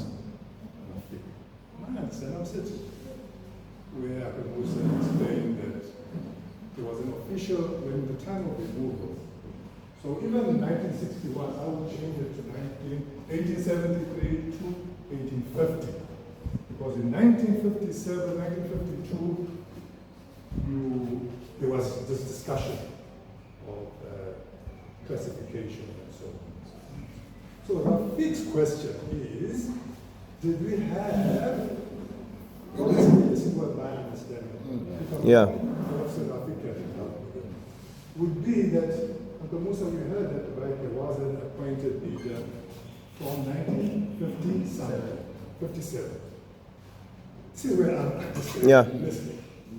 Then the question of its question is, did we have leadership in between 1873 and 57? But the answer to that is, we did not have a leadership like how Mr. Musa explained that part from 1957. But in our community, this is how I would have answered it. We had imams, the names that are Habib Shadi, you had Hassan, prominent people in the community. So that was the collective leadership that we had. We had members, elders. There's Waswalwa Osman, So these are not in that same form. Interject. Habib Shali, all the imams, right arguments. So to me, that's how the leadership that was missing. The argument was there. The argument is not about 100%. Leadership. Here is historical journey that we are going through. Was the leadership? No, but that leadership one has mischief in it. The topic is not about leadership. That is a topic for another day. We're talking about the chaos of 1873 and before that, and the hardship the people went through. That's the topic. If we have to go down the leadership route, of what value was the leadership when people were suffering, when they land, they're being taken and distributed? Where your leadership fits in there now? Can you tell the colonial power to say, no, hey, wait. You know what we're going to do, and then decide whether we will come to you or not. So the leadership question, can I close it and move to another question? Thank you. But it's an important question. It's not the topic of the day. We're getting hot here for Yes. Yeah. Can we ask another question related to what has been discussed? Go ahead, my brother. I wanted to ask you, you said that we have been registered as the other Asian group or the other race in South Africa. So in that, what do we classify ourselves now in terms of, or in light of the South African government or from Home Affairs? What should we be, or what are we classified as? We are regarded as South African citizens. Now, no more classification of different. There's no classification. That has fallen off. Republic of South African citizen.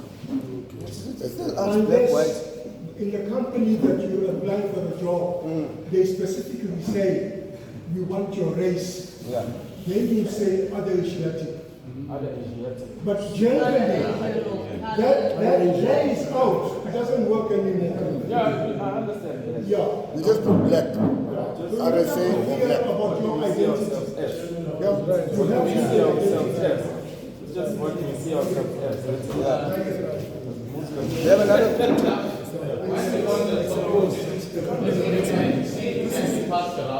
This is just personal from my view. This is a classification from 1954. So how people will classify and how it So, ma'am, give me this graph. My brother's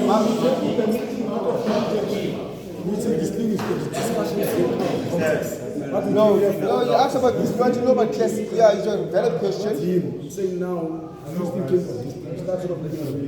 Wait, before I take on more questions, I just want to conclude because we stopped by 1994.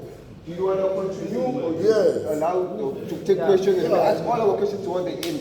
Well, the question Yeah, on the end. is coming from the Yes. Okay. So we finished off there. Okay. But 100%. colonialism. So we didn't conclude this part. This one here. Yeah. This one. First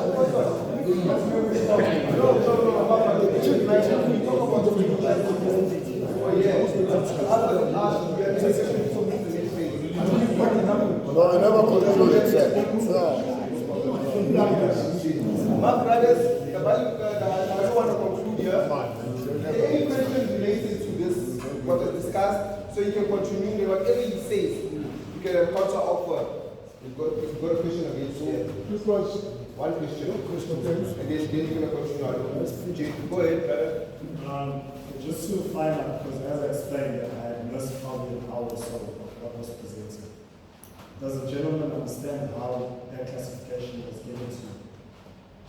Sure. The one that was asking for the classification. Classification. No. Was it explained to you? Yeah. What was that? one classification of what other ages. But I think you should carry on To there answer your so you question, can yes, conclude. and then explain how I think the that's- about getting the classification. There was a chief who was signing the I've got it recorded. I'll upload the video for you. Sorry, what happened? I don't know the full detail. on the bullshit. I have it recorded. We'll upload the video for you, but it was discussed during that. So that has been discussed. So I'll show you the video. So I just said chief. Just briefly, you said chief. I wouldn't say chief, but I'll say appointed leader. Wait. After.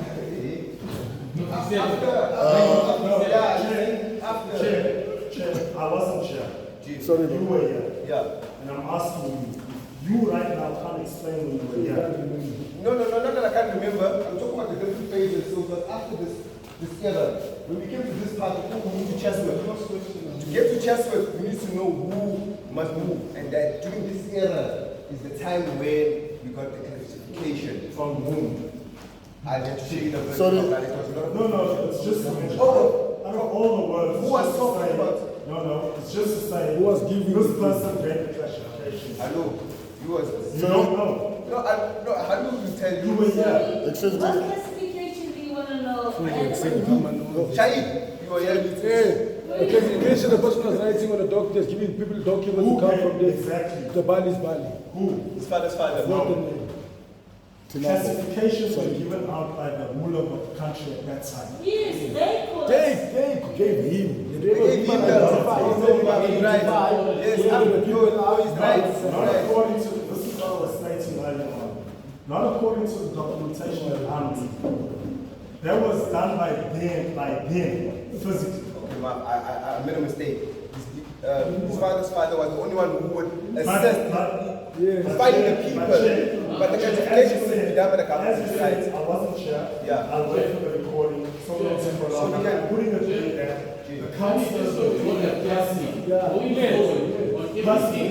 And you were saying on your own what you wanted to do.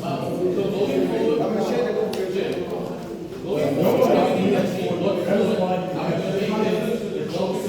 Sorry,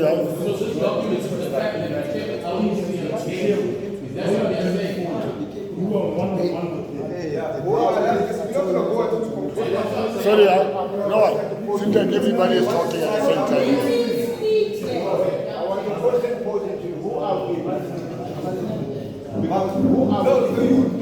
Everyone's invited, we need to have this.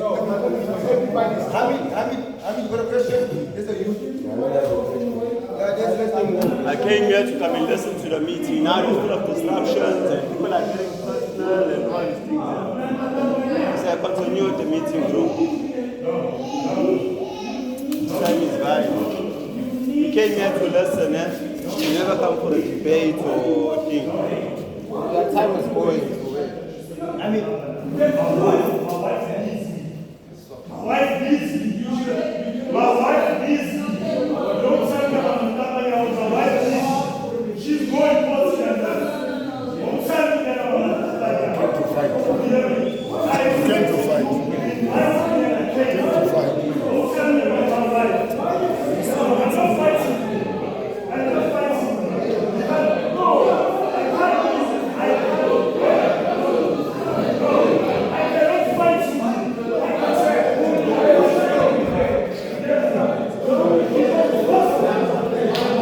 That only say not in Islam. Islam, there's only one leader, Sayyidina Muhammad sallallahu alaihi wasallam, and this is the house of Allah subhanahu wa ta'ala. You understand? So now we must behave like Muslims, and we must stop getting personal agendas about the past. So we must try and get ourselves forward. If we are going to come and become people that way we're going to be, have a customary behavior, then it becomes paganism. Now when it comes in that, then we have to intervene and save the house of Allah. So now if you're going to say everybody is going to scream, our ethics of being Muslims is lost. And then it's tantamount to kufr. You understand, my brothers? So now this thing, we must be very careful about it.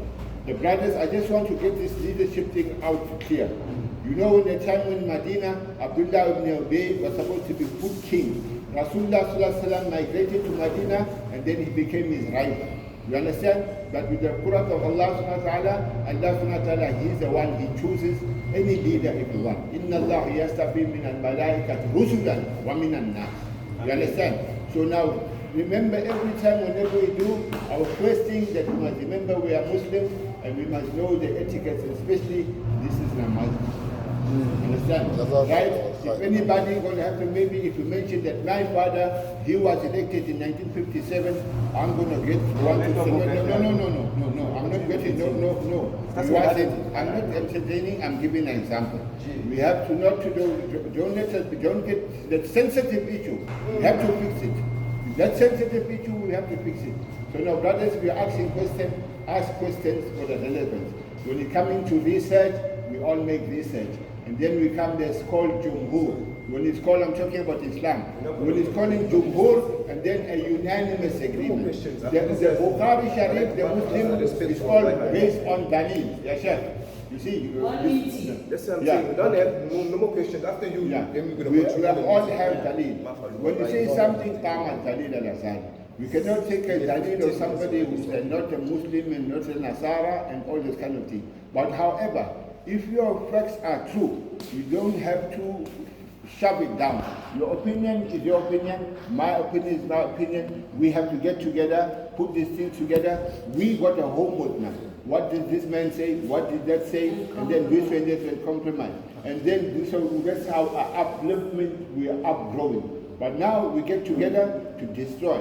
And then where there's destruction, wallahi lazim, brothers, just bring that biryani, this is a chop and fire. No, just give me an example, please continue. No question. Thank you. No. I don't want to question. I want to say Argument. it must go on.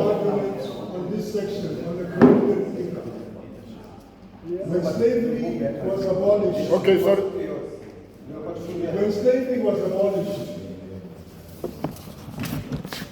the British government compensated the captains, the slave masters. All of them were compensated handsomely. Up till today, the descendants got big buildings all over London and wherever else. And our forebears at the end of indenture, they were given a few shillings in their hands, and they were told two things. You can go home, or you can go into Natal, as far as Transvaal too, if you so desire. There were no restrictions on them. With the indentured laborers from India, if they wanted to go home, the ships were ready, the parcels were ready, and they could be sent back. But they loved their colony, and they stayed. So, this is the continuation of our pain. When I put the 1873 to 1961, it was only talking about the colonial period, how long we were under the British colony. It's not about whether we had a leader in 1873 or 1961. It was not about leadership. If it was about leadership, then nobody was going to call us lost tribe. Nobody was going to reject us. Indian community, colored community, white community, nobody wanted anything to do with us. Only Islam was our identity, which made the government to realize that because of religion and its steadfastness and the resilience with religion, we cannot assimilate these people and throw them into the non-Christian. If it's Christian place, you can go and live with a Christian. You can go and live with a Jew. But you can't go and live with Jahils. You will lose your Islam. So then they decided, all right, if we look at the Asiatic list, Asia has Indonesians, Asia has Filipinos, all come from Asia. And therefore, they reckon, okay, since their origins are not from Asia, from Africa, there is nothing stopping us as government to call them other Asians, just for the sake of identity. Today we are South African citizens. Are we fighting here about our citizenship? No. We're fighting for our rights to get our land back. That's what we're fighting for. It's not an identity crisis that we have. We want our land back.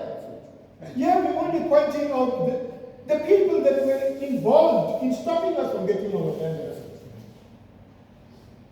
We are attacking them. We are satisfied with whatever has gone through here. We did not mention leadership. The leadership was a collective that decided, not one person said, hey, you know what, we're free now, let's stick together. 14-year-old, you want leadership politics from a 14-year-old? Are you serious in your head? In your own house, a 30-year-old sitting in your own house can't go buy bread for his mother. Huh? And then talk about, oh, because I'm the eldest son, therefore I must do what I want. No. Here we're talking about identity. What was done to us by the Portuguese in the first instance, by the British, and then how that concluded, how the Muslims came into our lives. Not local Muslims, not Muslims who were in the indented era. No, these are Muslims that came from far away. Can we go as a group today? Wallahi, I'm asking, 50 of us, let's go to India and buy land and speak Waqaf. Will they allow us? Or they'll put us in prison? Or they'll send us back to Africa? And this is what happened. Why? The British governance and management structure in the colony was weak. They only got responsible government in 1854. But in the interim, the Muslims took advantage. I said they were communicating with India, with the Secretariat, they were communicating with the government. And the Indian government, when the Kuli Act commenced, where it was restricting them from moving and expanding and doing whatever, they wrote to India. And Mahatma Gandhi was in the country at that time. He was a barrister, well versed in English law.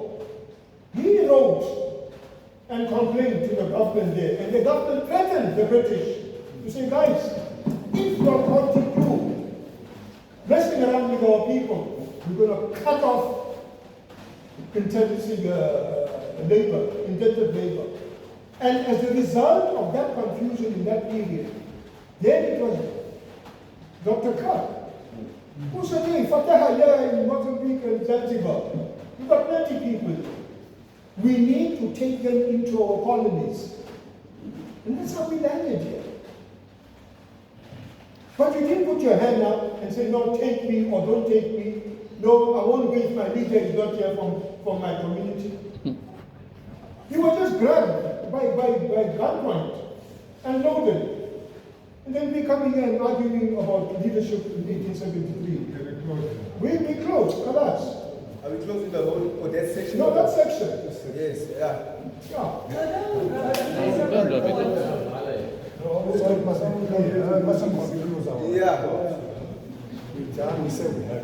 Yeah, no. Progressing. We're talking about our pain and suffering. Yeah, maybe we can ask questions. That's what we're talking about. Okay, brothers, we're moving over to the next section. Are you ready, Kalu? Yeah, always. Go ahead. This here is an aerial photograph of Ingress. The top one, the grey one. That's how Ingress looked. The section that we're talking about, not all of it. It's just here. A small piece here.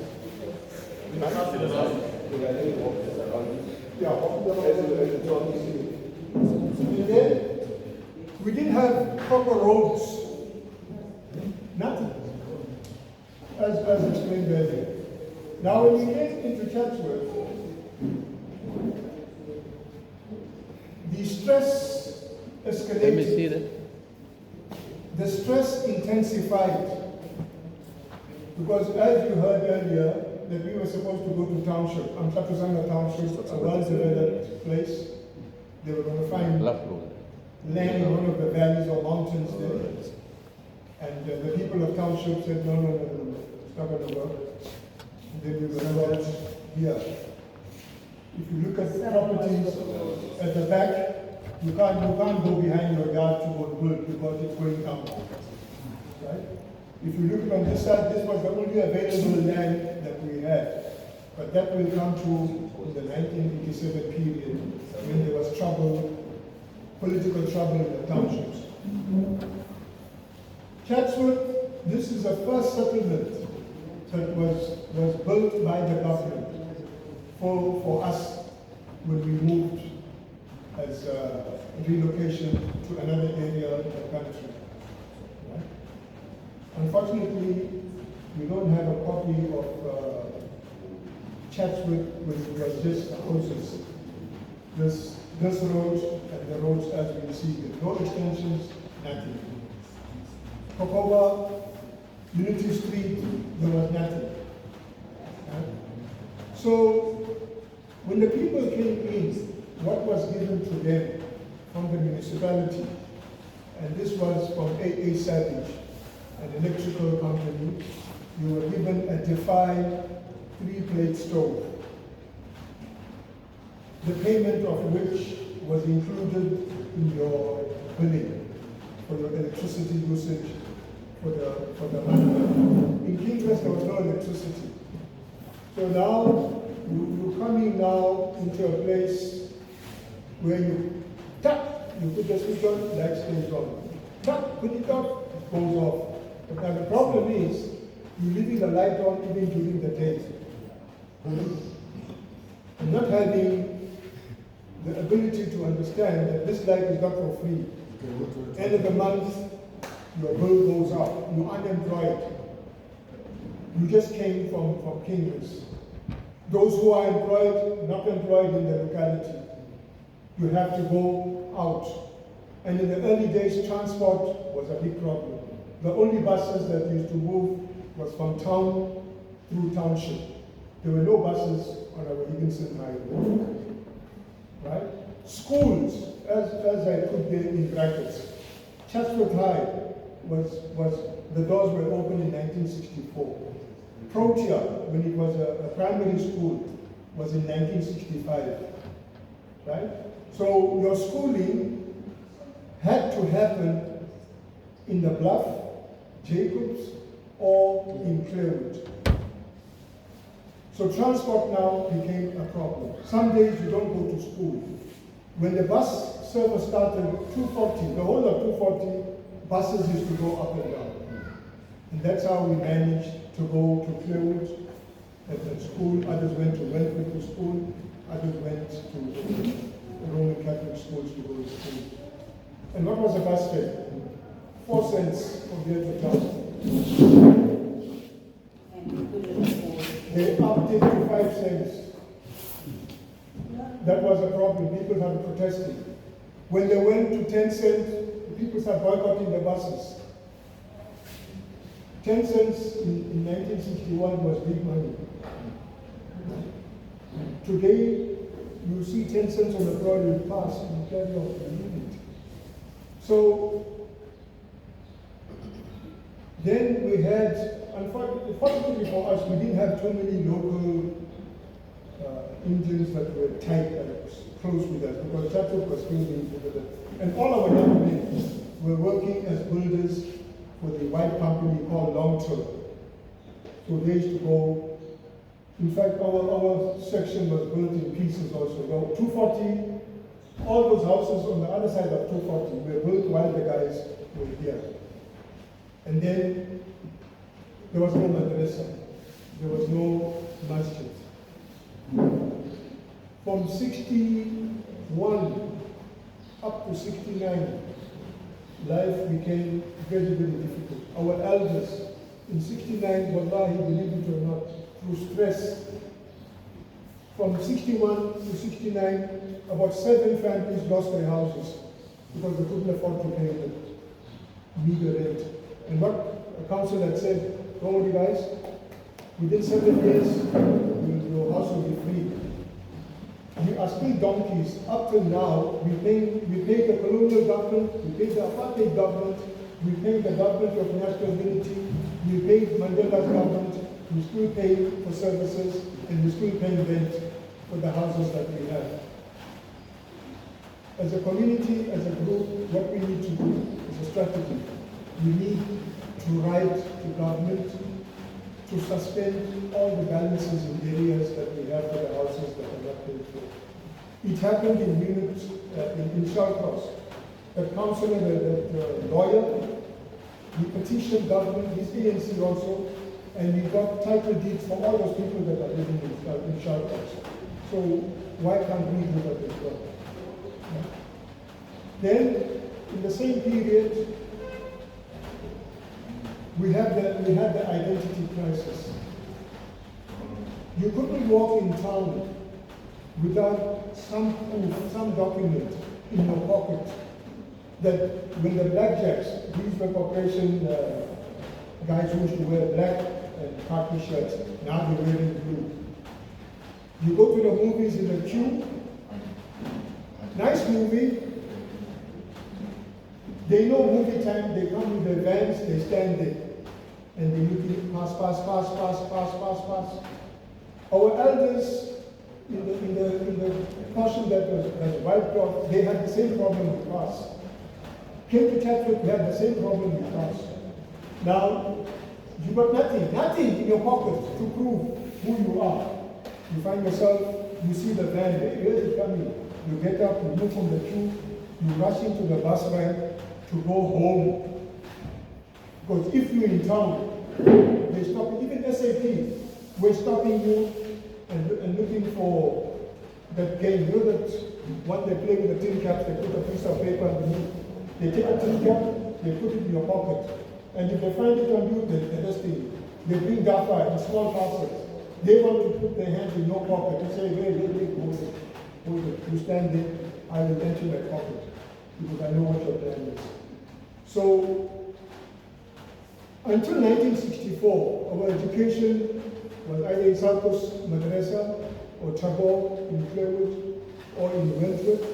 And then when the high school opened, most of our school-going teenagers were admitted in Chatsworth High. And Protea was a transition. You go to Protea as a primary person, and you go into high school just up the road, right?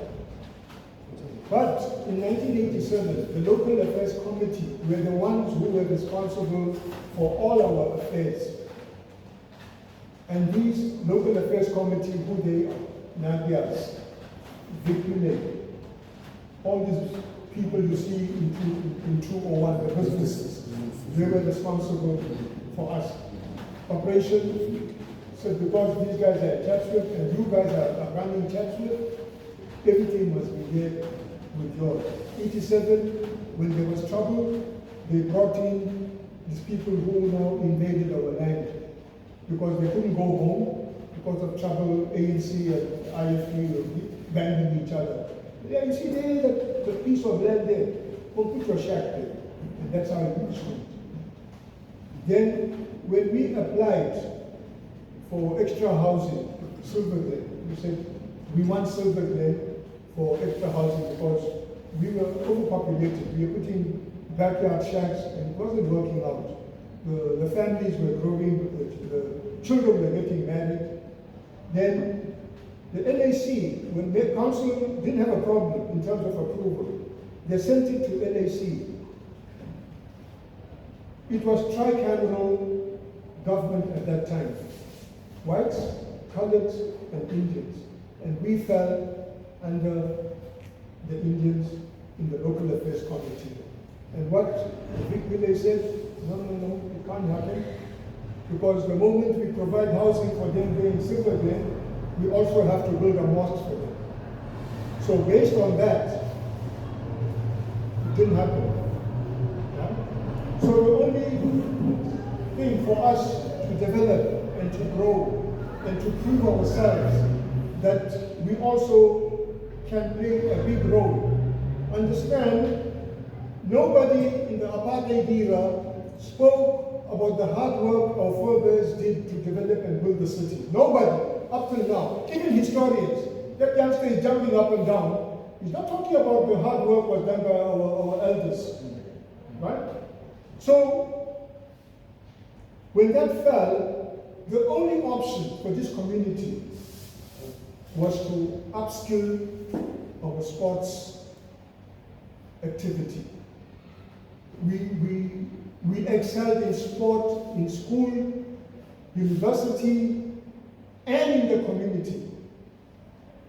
Unit 3, there was no soccer field. Unit 3 only came about in 1964. But Farm Kingres, what we used to do, we continued going to Clearwood, you know where old Macro was, where the containers are. The Skadifa South Coast and District Football Association had grounds there. We used to go there and play. Otherwise, we'll go where the court is now, Samsay Road. That was a soccer ground that we used to play in. We used to go to Wilma. But sports was something that brought our identity into the open. Not wallahi, those who were there at the time, the kind of crowds that we pulled. We ended up turning professional in 1969. First professional team in the Indian area. And the guys did wonders. Inter-district matches, we used to be selected to go. School sports, who gave the rise to school sports? Children of this community. And yet, our personal circumstances were just going down and down and down and down. The people couldn't, and you look at the properties even now, if you go behind the house, you can't plant anything. The planting that we used to do was in these open spaces here, and on this side here at the bottom there. We used to plant beautiful food, but that has been taken over. And what we had in Kingsless, we had to leave it behind. So that is the hardship with not being wanted. We couldn't go. This summer field is there now. There was no school at that time. There was no Iqbalia Masjid. That was a church site. We are the ones that fought and said, no. Once we bring a church in our community class, our people are going to become Christians. And then Iqbalia now jumped in.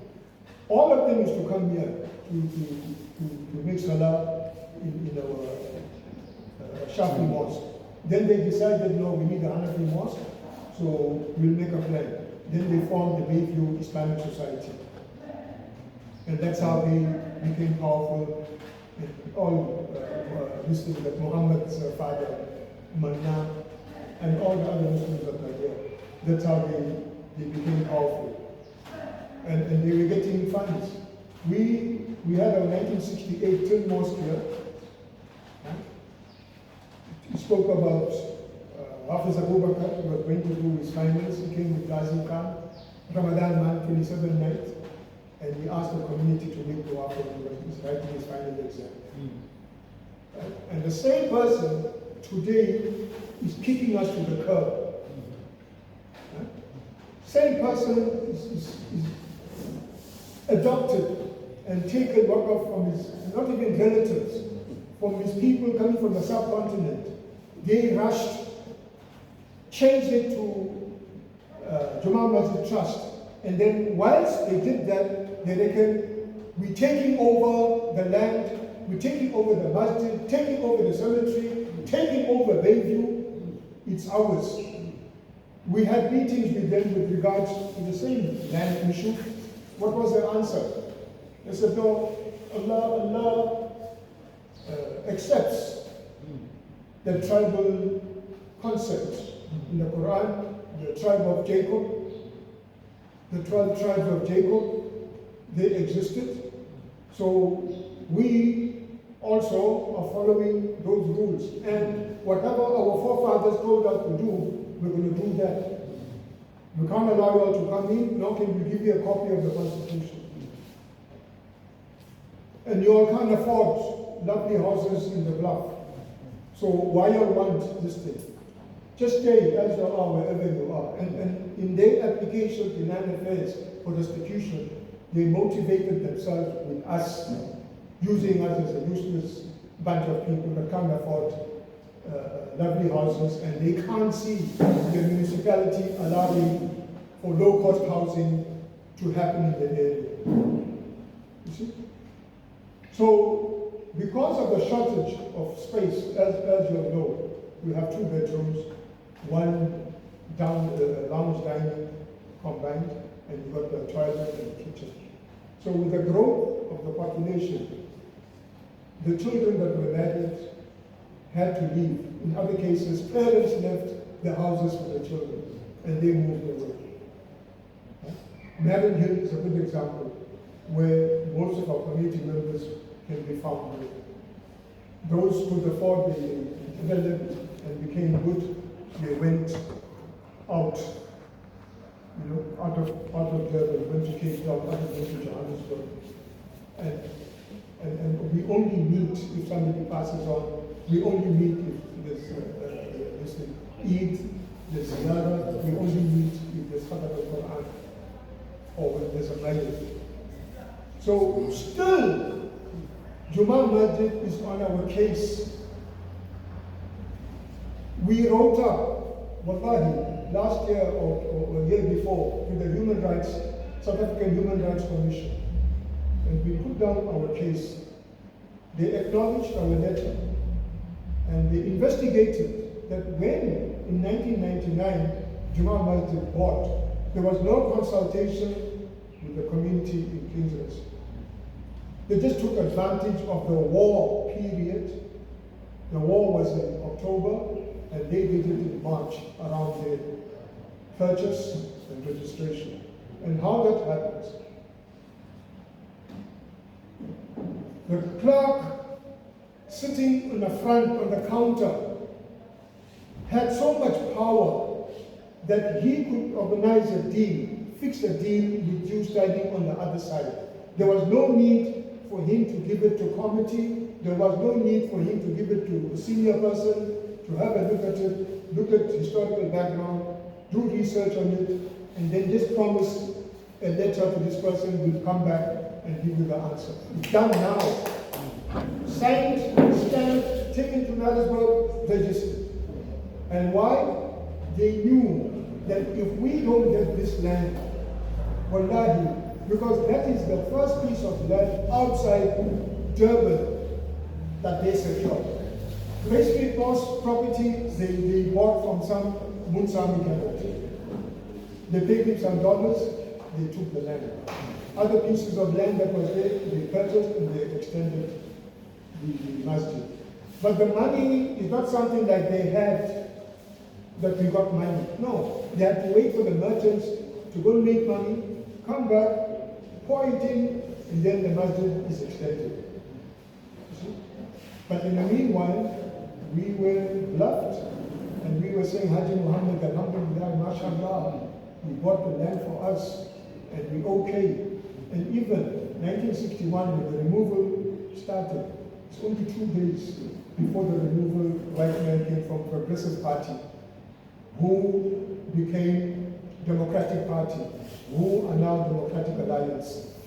But Progressive Party was then, and they said, guys, 2 days time, because they are moving under the Group Leaders Act. You have to go. Others were at work. They left in the morning, they're gone to work, they're coming back home, the goods are outside, sometimes the family is gone already to Chatsworth, and they are left behind. There you go. Where's my family? Where's my things? No. Trucks came. Great trucks came, and they took your money. So, on that note, the activism started in the 87, 88, 89, 90 period. And that's when Akal Alpha, Akal AB started engaging with other civic associations and attending meetings in town and having discussions with the film guy you were talking about to see how we can get in By 92, we put in a claim to the apartheid government to say, guys, we need our land back. What is it that we need to bring to you to ensure that that happens? Guys, unfortunately, there's a new dispensation that's coming. There's going to be change in government. When they come in, then you guys go there and claim for your land. And that's what has excited and raised power and the enthusiasm, the oomph. Then we decided to say, mashallah, we will pursue this. And then we also even had meetings with city to develop this project at the bottom. And this project at the bottom here is the one that landed the trust to be suspended by the master. And that was illegal. That suspension wasn't supposed to happen. The trustees of the time, the some are sitting here, didn't have the wisdom to stand and defend that action. Because this land and the land there is not in our claim. We didn't claim Chatsworth. We were brought to Chatsworth. But the concerned group, the idiots, what they did, they wrote that there's corruption, the land in Bayview is under claim. And then in that period, in the country, many cases was going to the master for decision, for meeting. Then he said, all right, suspended. What I'll do, I'll give it to arbitration. I'll put an independent trustee. She's Muslim, you all are Muslims. Sit down together and resolve it. Our trustee document is saying what?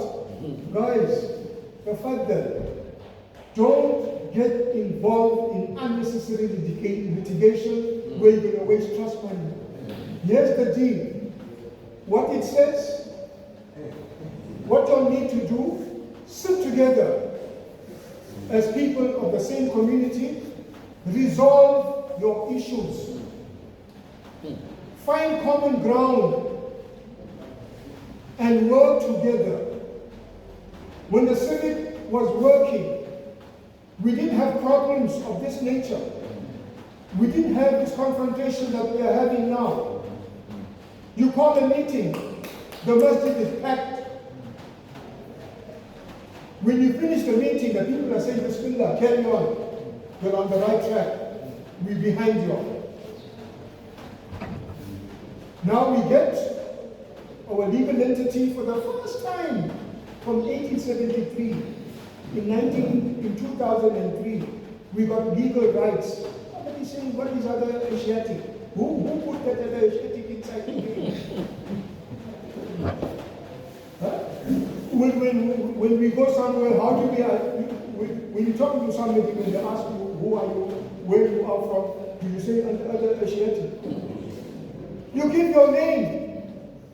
And then that conversation will continue. Where do you live? No, I'm from Chatsworth. Oh, Chatsworth. I know about the Chatsworth. Zanzibar. Yeah. You recognize already. Huh? But here we are, we're tearing each other up. So, we succeeded in getting some of the land. We succeeded. Unfortunately, with the master, we failed. We got robbed. Monies were stolen.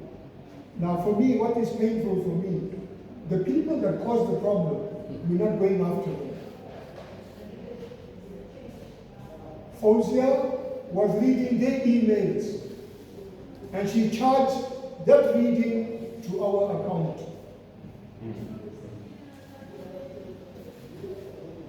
3 Indian Muslim families took legal advice with Fauzia. They went to the private attorneys to ask if they are in the claimant list. What Fauzia did, she didn't say go to your attorney and tell him to pay for your litigation. She took those amounts and loaded it onto our account. So we pay for people that we don't even know they were in Kingres or not. Maybe it's a grandchild or somebody just being curious, just wanting to know what his or her status is. But the cost for that inquiry, we must pay for it. And she cleverly manipulated the system and took out money. When the agreement was tripartite, Itala, Land Affairs, and Trust. If anyone's signature is not there, there is no money that's going to be released. And she fiddled with every account that we have. We had a meeting with the acting director, RLCC, 3 weeks ago. And he asked, when we told him about the trouble that we are having with Fauzi, he asked, who's the attorney? We said Fauzi. You know what he did? He chuckled. He said, huh? That one. She's a story for another day. Just to interject there, when sorry. At the time when these people put their grievances to the master regarding the monies that are being used, accusing our own trustees as to the wrong that they are doing, the master did not apply his mind. Correct. He just took their word for granted and just dissolved. everybody out. Which you could be taken up as a government now. Yeah. He didn't call up because he's supposed to call up the meeting and call community leaders and say, well, this is what he didn't do that. Yeah. And our guys here were ill-informed, they just resigned. If I was there, I wouldn't resign. No, not supposed to resign. And you know what? This is unfortunate. Allah knows best. I was a member of the trust at that time. I was given the votes here. But Musa Motala said those are his votes. And I left it to carry on. I said, well, I'll carry on with the civic. Information that he got was taken to Juma Masjid. Every information. So we had among our own selves people who are at our backs. The fitna is not coming from outside. The fitna is inside. And as long as you got fitna amongst yourselves, wallahi, there's nothing, absolutely nothing will come right.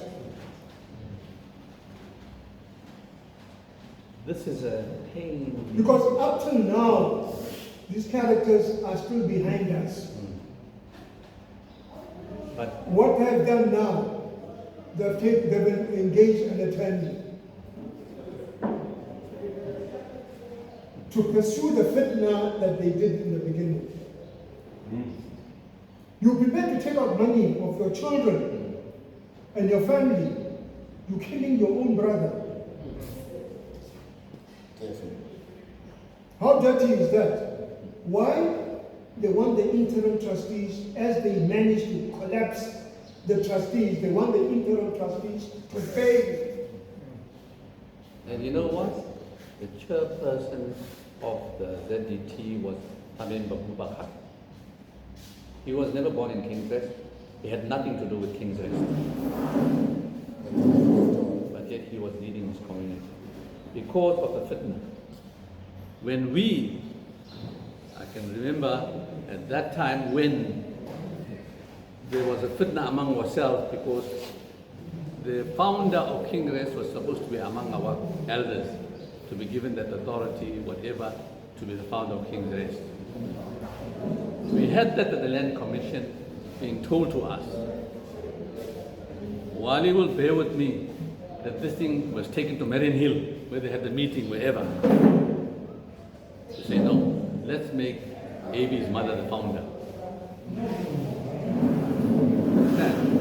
And Simbalan wanted to know, that woman was never married in King's Rest, she never had a house. How can she be the founder of people of King's Rest? And he's telling me that at Hajj 2006 when I was with him.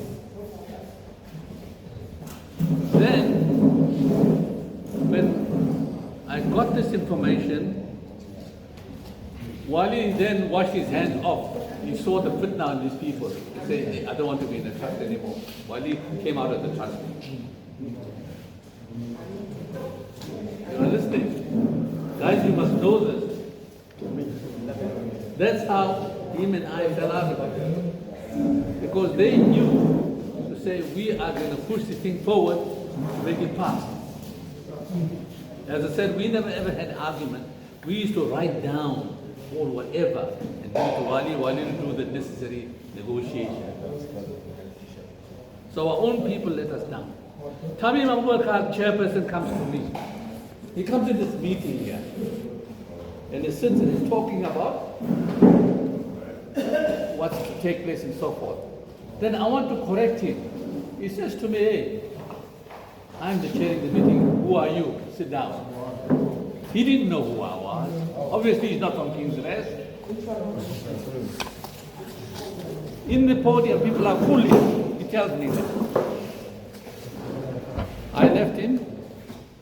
I said, well, this fellow doesn't know more further than his nose. Mariam Jacob Ibrahim, next door here to my house. He tells me, he says, hey, we are no, Kanim Zulatipani, Masunuhi Mera, we are no Poya, Yaba Hatuma Papelura, you are nobody. I said, leave him.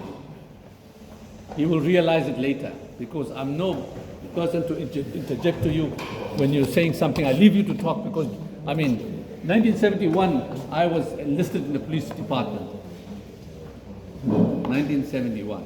So, I knew the legality of the law and I know what's cutting with people who talk too much. And only 3 years I was in uniform, thereafter I was a detective most. And Tamim comes in a meeting and he tells me, say, Musa, you know what? This thing is our thing. Make me a leader because they need leadership here, man. And we can hold this thing because when you're a leader or a chief of a tribe, you got 10 people that are employed by the council with you immediately. They get a job. And he knew that because he got a job with Land Commission after he was with the Civic. That's how he managed to get a job. But meanwhile, they are swindling us. That's how it is.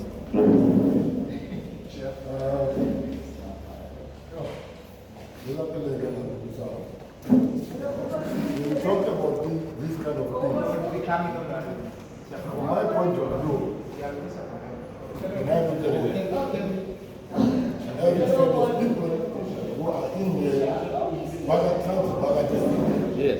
Those people are not, they're supposed to be there. They're supposed to be there. I'm not in the... Whoever can tell you,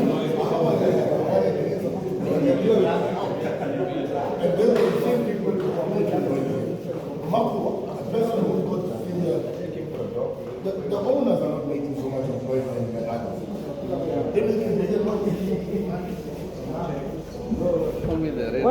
This red one? Yes. This red one? This The way to see that was a lady who came here. Well, she even interviewed me when I was young. She even interviewed Qasim's wife. She's staying in Johannesburg now. Hafiza Mola. She's got a doctorate now. She interviewed her. And we were giving them the story for their thesis. She got nothing to do with the Zanzibar Development Trust. Nothing. The Zanzibar Development Trust is a legal entity that was formed to cater for the Zanzibari community in line with the government. That was the detail.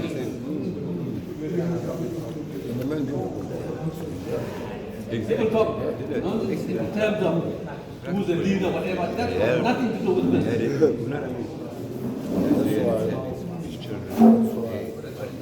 I'm not everything is recorded, so people don't know.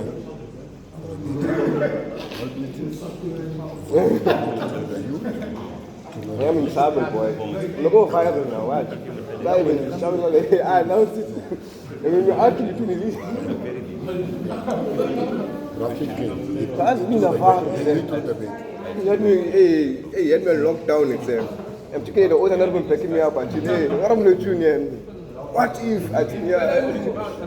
I was shocked. You couldn't see I was surprised. I was laughing.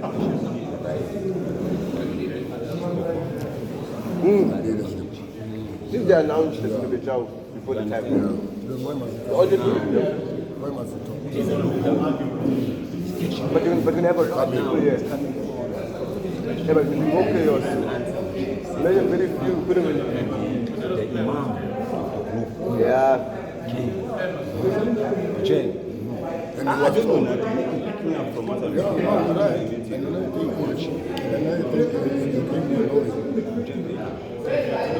because like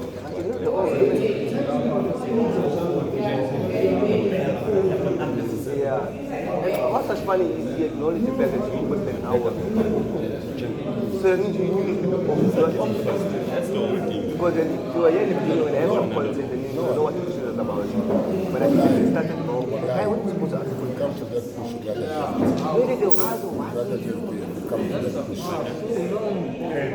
But you come from the change what about food?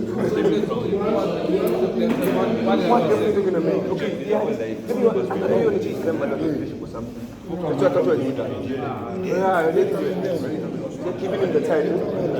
Why did you tell me why did you have who are they? You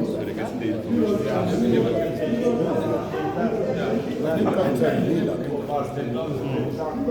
can't tell me nothing. When you going to get there? You understand? He can't come there to me. He's overcoming his weakness. He must come there to me. But you have to adjust our differences. You have to move forward. Respect them. When you sit down, when you give him an answer, don't make him feel bad. But you're a bit misinformed, you know. This is a story, no. It's everybody going to start jumping now. No, 100%. Should I?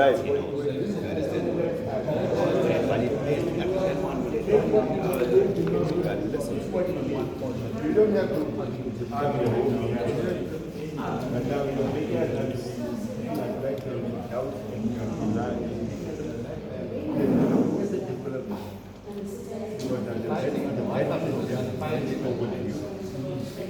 Now you have to go to the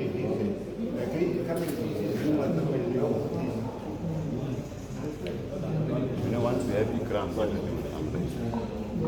for all the rights of the next clap. Don't hurt his feelings. Listen. You know, don't have an idea of what he's thinking about. Don't shut him up. But then see me.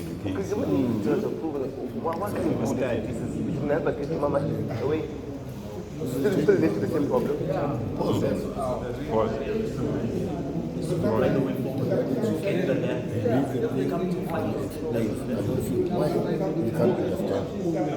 Yo, just put bite down itself. It's gonna put bite down. It's lacquer. You can eat the meat and throw them. Eat the good things and say,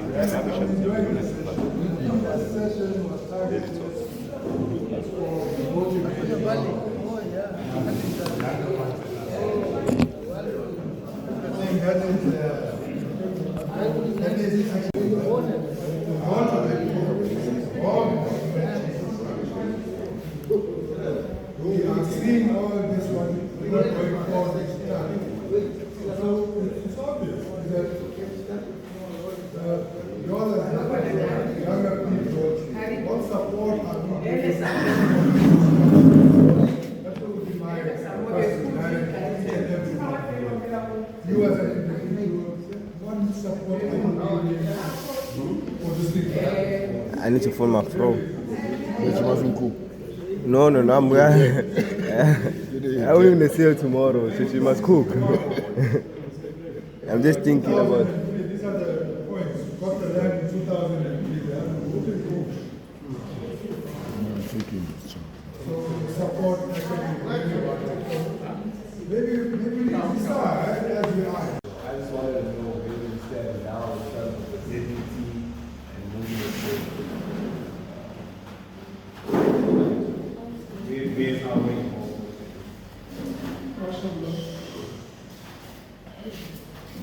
You see,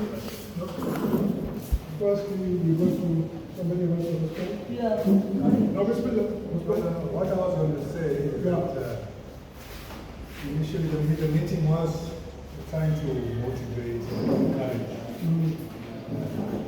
encourage the meeting is called, if I understand it, called to do what? Motivate young people to get involved in all backgrounds. I just wanted to highlight that the meeting is called for them, and she wants to know now. Now, you see, motivation is not a standalone structure. You motivate with background information. Because if you motivate somebody to go forward, it means you're not giving the person the tools to go forward with.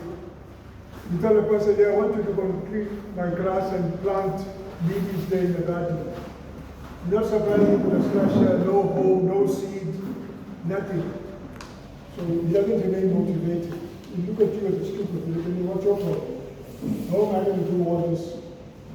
So this, as much as it can be controversial, it can be painful, it's very important to know who you are, where you come from.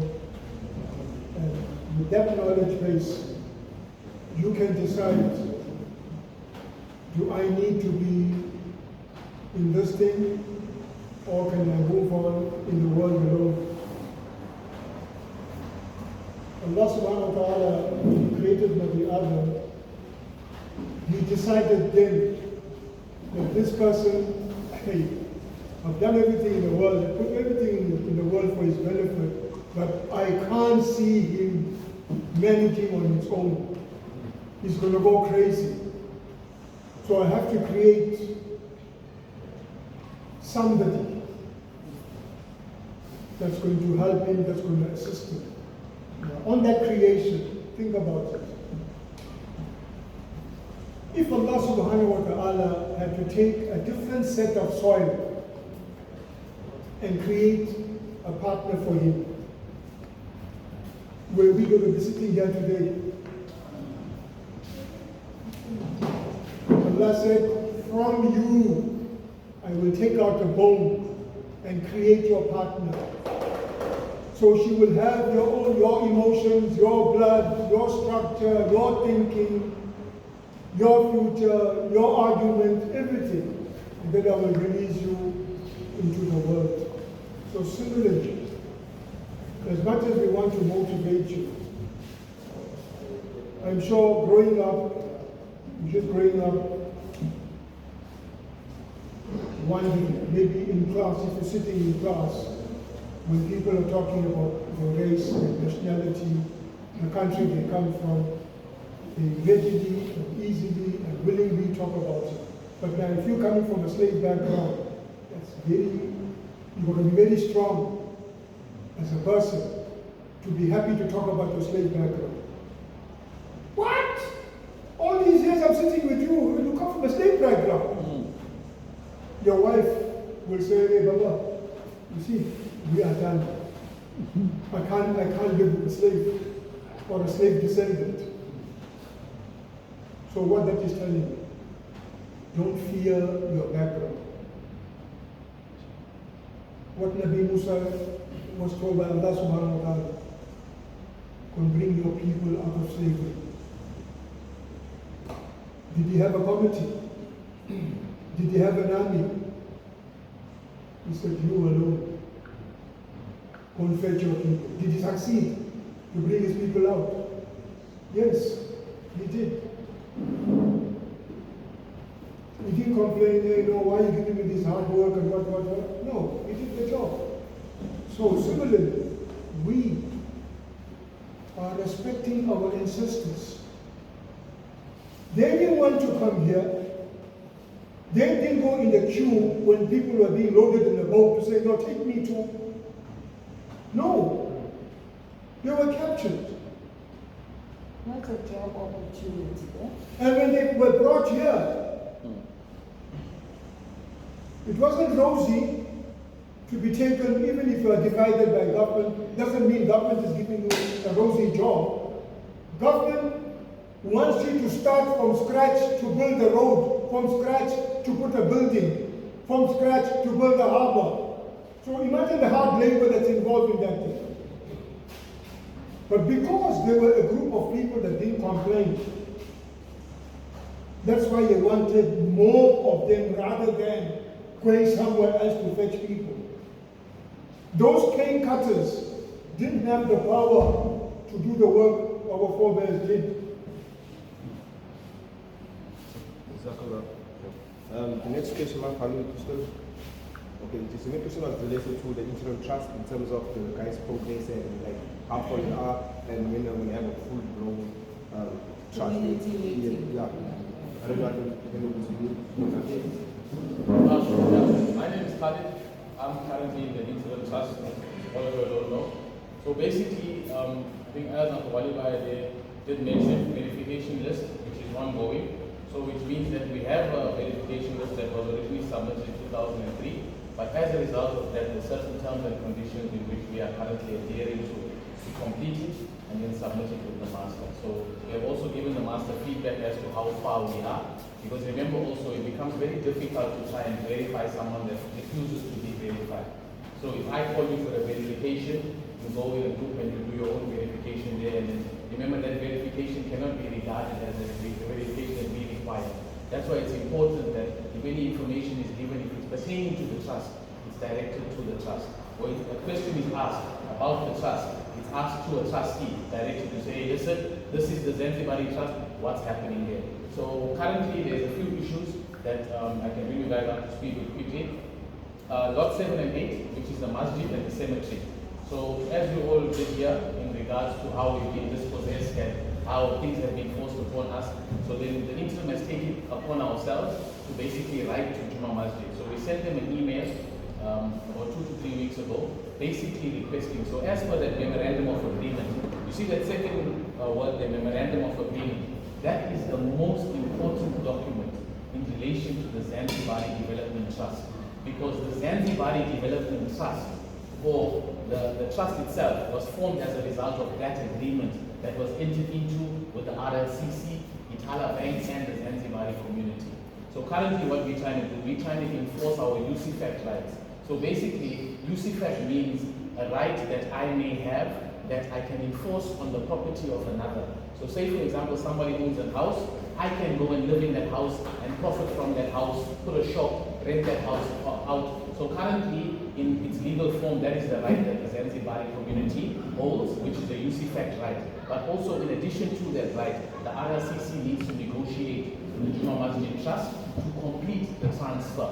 To say, hey, this is ours, please put it onto our name. So that's what we've engaged with. So where we've taken the step to write a letter directly to the trustees of Juma Masjid via their secretary, which is me. So we've requested the enforcement of our UCFAC rights as per the memorandum of agreement, which was signed by the Commissioner of Land Affairs. So they have then said that, listen, on the 11th of February, the Juma Masjid Trust has formed and they had a meeting specifically about that. So now is the follow-up to see what they say, to say whether they are giving us this UCFAC rights, to say, okay, there's the masjid, you guys get the imam, and you all handle the graveyard and sort all of that out. But that's where we are basically in that process. We're still in the process, but we have made the steps to try and, approach them. In regards to the different plots of land, so I know that's a pressing issue. Remember, there's 3 main plots of land of which the development work will take place on. So the first one is Hartlepool, that runs adjacent all the way. So if you see Spa, opposite Spa is Elleridge. Directly on that bluff road going down is Hartlepool Road. So basically, if I can explain it to your mouth, yeah, this is easier. So, lot 7 and 8, if you can see here, is the masjid and the cemetery. This plot here currently is the plot that is registered on the name of the Zanzibari Development Trust. So in 2004, when that handover was done, they handed over this title deed for us basically. So, okay guys, this is registered on our name. This is currently outstanding, and this is outstanding. So in that instance, we've written to Land Affairs, their current legal officer. We've had a meeting with the acting director or legal director of Land Affairs, and basically he calls this low-hanging fruit. I received an email from him last week detailing the process. So they have found the file. So which means it's at the conveyances, it's for them to transfer the land onto the name of the ZDT. So once that is done, then the ZDT has plans of which are there, where they were supposed to do planning or zoning, to rezone it for commercial and residential alike. So, and then here we got, which is Arcadia Home. In the memorandum of agreement, the Arcadia Home was awarded to us, but there needs to be further consultation with the trust and the current occupants of Arcadia Home, where we need to approach them to come to a remedy for the transfer of that property. But remember, there's a certain fee that was involved. The trust did engage prior, where they kept changing the goalpost. For example, if it was 1 million, they made it 3 million. They went back and said, no, 5 million, then 10 million. So remember, you cannot liaise or make an agreement with someone that's not willing. You have to have a willing buyer, willing seller in that regard.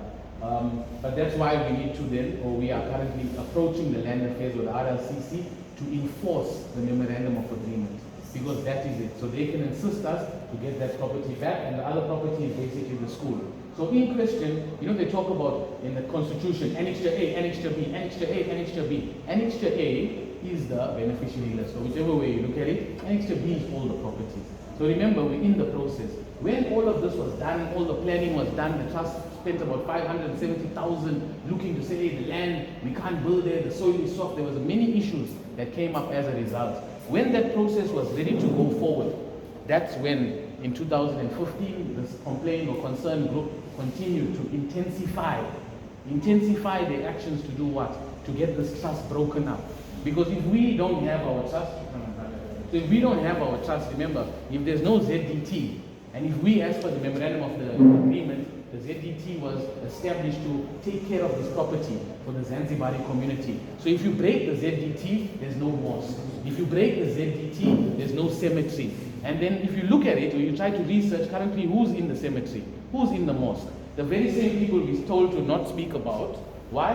Why shouldn't we speak about them when they are the main reason for the reason for us being here? Where they have agents within even these groups that go out there and just spread misinformation. You can't say a trustee is doing a certain thing or he's guilty of this without proof. So, you know, if any member, that's what we want to do as the interim. This is not just about you all coming here and sitting there. Bottom line is, we did take the first step. In 20 years, there hasn't been no occupation. So as much of, no, don't do it. We bought or took the container from here to refurbish it, to put on the bluff. So we are occupying the land currently. The next step is for all you guys that determined that you all are the youth to come forward. The land is there. So what we want to do is, coming forward, or the next step from this meeting, I've spoken to other members of the interim, we would like to invite the community, or all the youth within the community, maybe in Ramadan, maybe from the time of Asr till after Maghrib, we'll have an iftar there, come to the land, understand what this land is, understand where this land is. Go and look at the trees, go and look at the mangoes. There's a lot of things that you can do. But if we are here as the trust, we can't do it if you don't come forward and say, hey guys, listen, there's 100 trees there. We've got 10 youth, we'd like to cut all the pears and sell it. But you need to come with that proposal so we can say, no, alhamdulillah, approve, not approve, or we can then look at it. But unless you come with an actual business plan to say, hey, can the trust assist me? And you have never been rejected, then how can you stand up to say, oh, the trust never did nothing for me? What did you ever request for the trust to do for you? Remember, the trust has a mandate. Even that money that's in Itala, that money is mandated to say that we have an agreement. That agreement stipulates and outlines the processes of which we can use that money. Even as a trustee, we can't even buy a pen. Wallahi, even for the container, it was 163 rand over. What they said, they rewrote to Land Affairs. We had to wait for another 3 months or 3 weeks in which for them to process that for 163 rand. So then if that is so difficult, how is it possible for the trustees to be stealing this? We can't, it's impossible. But if the community does not interact, if we call meetings and you do not come forward, if there is verification drives and you do not verify yourselves, you know what's going to happen? It's going to be incomplete, because we cannot complete it without the assistance of the community. So that's why I'd like to say we will liaise, inshallah, with the rest of the interim. We'll put forward a date. The only thing the youth needs to do is show up. We will inshallah provide transportation, we'll provide food, we'll provide the program, and we will take you to the land. So if you know, anybody can ask you where you come from, you can answer that question. Because I've heard a lot about history, but I'm not from this history. I was born in 1991. When I used to pick up my hands in the class, hey, sometimes with the Indians, sometimes with the colors, nobody gave me the option to be a Zanzi. So now when I established myself to say, hey, this is what I am, now you want to take that away from me. To say, no, it's self-explanatory, we all are it. No, we are the people. Allah. So, shukran in that, we will communicate the rest, and we would like the details of all the youth that are present here, and I will personally provide you with the memorandum of agreement to any documentation that's within reason. You can't go and ask, like I was asked by one of the members who are not here, please provide me with all the minutes of the meeting from the inception of the ZDT. Wallahi. Hey, even as a trustee, I can't do it. You're asking me, and then you want to go and say, see, I wrote to him, he didn't respond. Of course. How do you expect me to respond? You tell me to jump from the plane with no parachute. Alhamdulillah. Unfortunately, it has to be in reason. So that's what I'm saying. If you have an issue, I'm going to give you all my details, I'm going to give you all my contact number, any information you have. But this is a challenge. To say, prove me wrong and say, hey, the interim, they're not listening or they're not doing anything, or I tried to be involved. Because currently we've got a container that's empty. It's lying there. We've got trees, we've got pears, we've got mangoes. You all can cut trees and make fire. You'll need to come up with ideas with what we have, and then we can move forward. We also need people to come forward with, for example, the cemetery and the masjid. So if we get this thing back, we need to have the support in which to carry it forward. So shukran. And we want to be in the front all the time. And at the same time, you find that they will invade the land because they see nobody. No. And especially like now they see there's a container, then they'll know to say, hey, there's something's going to be happening here. So they'll start coming. We did find shots in the land. We have meetings there, we go there. I'm currently, you're all at the youth here. No point of everybody standing and saying, interim Khalid. But I'm there in the ground. So when people are trespassing, I'm grabbing them and moving them. It's not only supposed to be me. You're not supposed to be supporting me. Not trying to break something that I'm not a part of. I didn't break it. I was trying to fix it, but I need help to fix it. I wasn't part of the breaking. We won.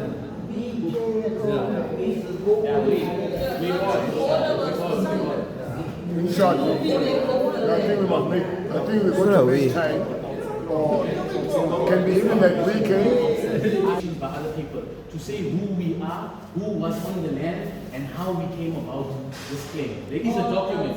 It's not something that needs to be explained by individuals, as per their opinion. No, it's in a legal document that will be supplied on request. So I'm going to pass my book around. If you want, please just put your details and I will contact you inshallah. Email, telephone number, email or WhatsApp, whatever is Maf, just to conclude, I know you do mention that it's ongoing, but is there any timelines? Is there from the masters or anything to say that okay, this is the cutoff because it can be ongoing? So basically, our original mandate expired. It was only for a period of 6 months. But remember, as I did say, we have multiple issues where we are still finalizing that list. So what happened is once we submitted a report to the master explaining what we have found, then the master said, hey, listen guys, you'll have issues. It's not going to be so quick. It's not a quick and finish thing. You'll need time in which to carry out this verification process. So then the master then gave us an extension to the 31st of October, 2025. So that's when our mandate, we got a new extension, okay. So it will expire completely. But remember, before that, we then required to then have an AGM. Remember also the issue with regards to the AGM was financials. Everybody's financials. Even the interim, we're not liable or responsible for it, but we are required to produce financials for a period of which we weren't appointed. So we have even wrote to the master in that regard. Remember 2020, 21, we have that. From 21, 22, 23 was Fauzia's period that which she is responsible for. So unfortunately, even our auditors have advised us that if she does not complete that, we currently are at a stalemate. Yes, they can give us approved financials, but then it will come with a disclaimer to say that we are accepting it on the basis that we require it for an AGM. So we are there at that point, but we need to finalize the list to then make that AGM successful and reach a legal quorum, inshallah. So the AGM meeting date is not yet finalized. Not yet finalized. It Remember, we won't be did come forward. finalized until the beneficiary list is completed and until we know when we're going to get the financials. Because we don't want to make a mistake like how we did in the past. No, but and say, you did mention that there's an exception for the financials. So there's if that thing, okay. On the same token of the AGM, aren't we have to sort of like try and organize for the elections and so on? Even the youth can also invite the others which they know so that they can be known before there, so we can elect and make a good selection. But with the attendance like this, you won't be able to identify. You know, at least if you can get people who can come in, invite people, the youth, the younger guys, the younger girls and so on, so that it can actually make it for the election. Prepare from now. We don't prepare like last minute. It rather happen from now. Please, Jazakallah. Can we leave that to you to create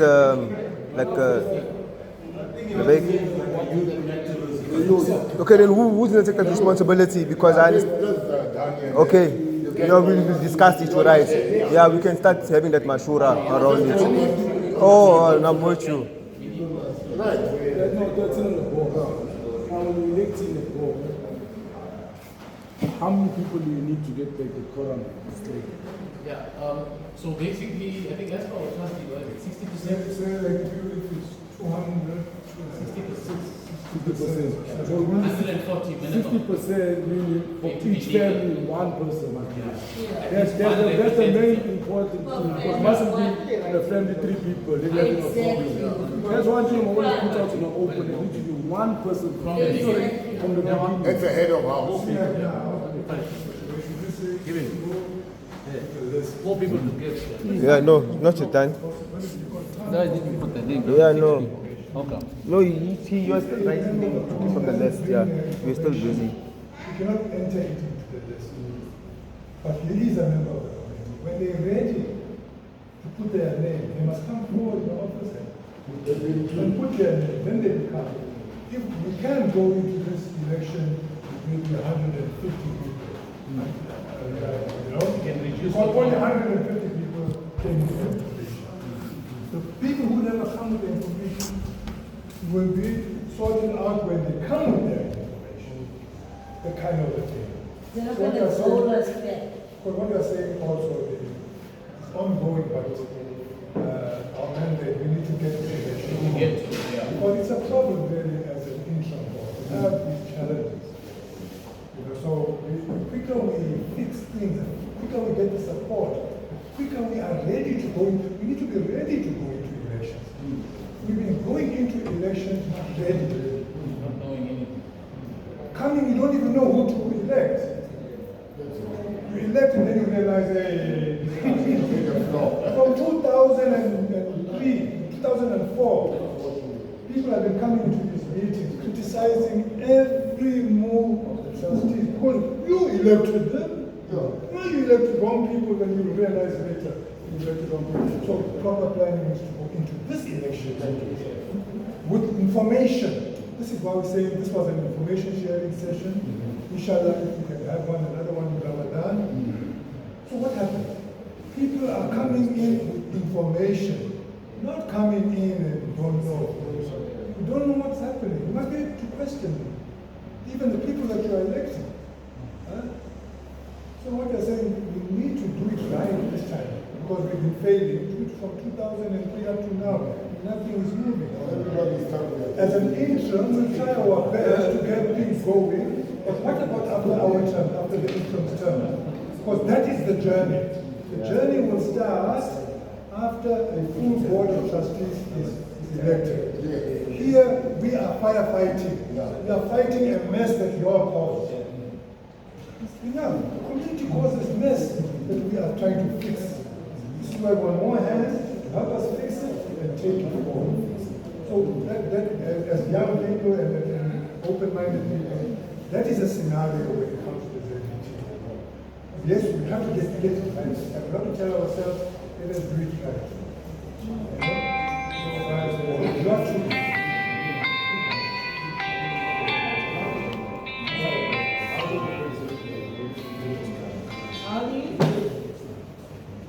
How do you get the verification guys? As community members, it's about identifying all the people who belong to each community. Wasn't really thinking about whether it was up there.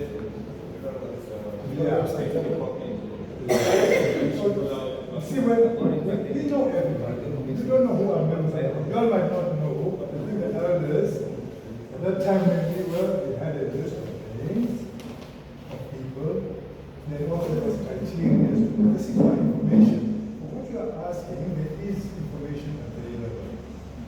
So maybe you should ask, say, you know, what's a good exercise? Yeah. So we supply you with the required documentation, and you all come to your own conclusion and your own interpretation. Read it. And then we redo it in the next session. So then we will visit that. To say, okay, we will supply you the memorandum of agreement, we will supply you all the documentation that's required. You all read this documentation and decipher for yourself, because it's clear who is a beneficiary. Yes. You all read it, and remember, in addition to that, there's a lot of misinformation. There's only one act that got us back our land. Anybody can tell you, oh, there's this act. Those are all discriminatory laws. That even, for example, the Enforced Removals Act of 57 was a discriminatory law. The Natives Act of 1913 was a discriminatory law. But the actual act that made us get our trust back was the Restitution Act of 1994. And as for the Restitution Act, it outlines the criteria for which an individual qualifies to be restituted that land. We understand to say, okay, yes, it's community, alhamdulillah, we are all Muslims, but bottom line is because of this cross flow, we need to ensure that the documentation is 100% correct. But so I do not want to indoctrinate anybody or to give you my opinion, because I'm insan, I can be incorrect. So I would like to give you all the information, then you all come back with your understanding, and then we can basically read it. Because if I can tell you all, you can believe whatever I say. So you mentioned that one act got us our land, but now with this new act, with the expropriation of land, it does not target our land. No. Okay, why can I argue differently? Because it's not targeted for just the white, but it's targeted for government looking at land that can be used for public use. Now this land has been there for over 22 years. Our land is for public use. The Zanzibari Development Trust is a public entity representing the Zanzibari community. So which means that we can use that act to expropriate land on our benefit. That's what it is. That's to come to meeting. That's what we're talking about. See, we have a strategy for all these things. How do you explain only about one type? There's how many times the other one you can't get where the people are shifting the goalposts. Saying you give us 1 million, 6 million. That one we're going to ask the government to do what? Take it by hash and give us. That's the expropriation. Okay. That expropriation law will help us get those buildings onto our land. Juma Masjid Mosque, the government will take it away from them. So in our advantage. That's why this law that we're going to use. This is why the writing to Juma Masjid. Muslims will tell you nicely, give us something. The next step is one option. So the government must take it away. This is why we want to support it. There's many ways to get things. You can get a thing by protest, you can get a thing by media, and so on. So these are practical things and physical things that need to happen.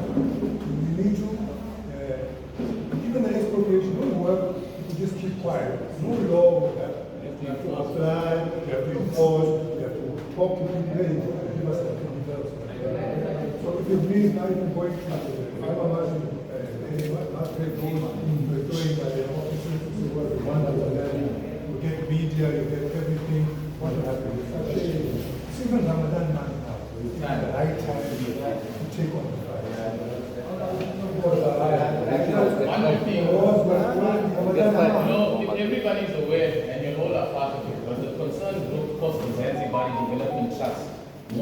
1.7 million.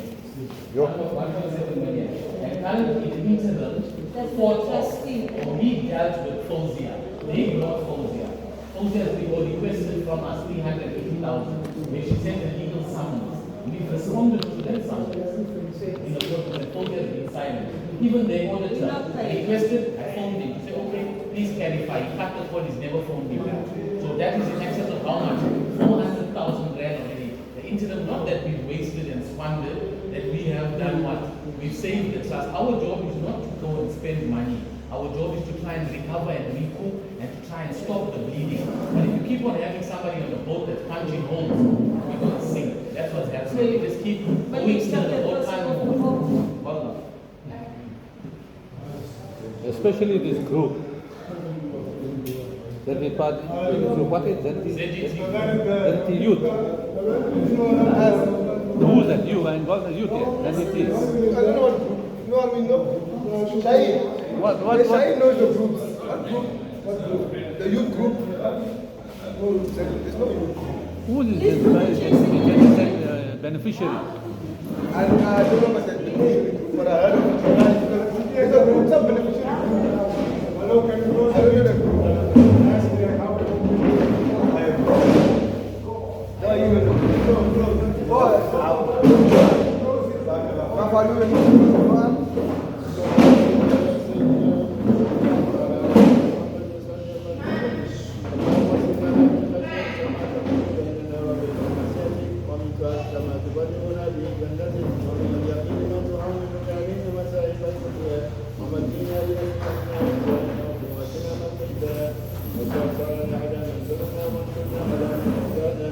ولا تجعل الدنيا أكبر همنا ولا مبلغ علمنا ولا غاية رغبتنا ولا تجعلنا ولا يهمنا. اللهم انصرنا ولا تنصر علينا. اللهم انصرنا ولا تنصر علينا. اللهم انصرنا ولا تنصر علينا. اللهم نسألك الخير اللهم انك خير وافتح لنا بالخير واختم لنا بالخير بيدك الخير انك على كل شيء قدير. آمين. إن الله وملائكته يصلون على النبي يا أيها الذين آمنوا صلوا عليه وسلموا تسليما. اللهم صل على سيدنا محمد. اللهم بأسمائك اللهم وسيئتك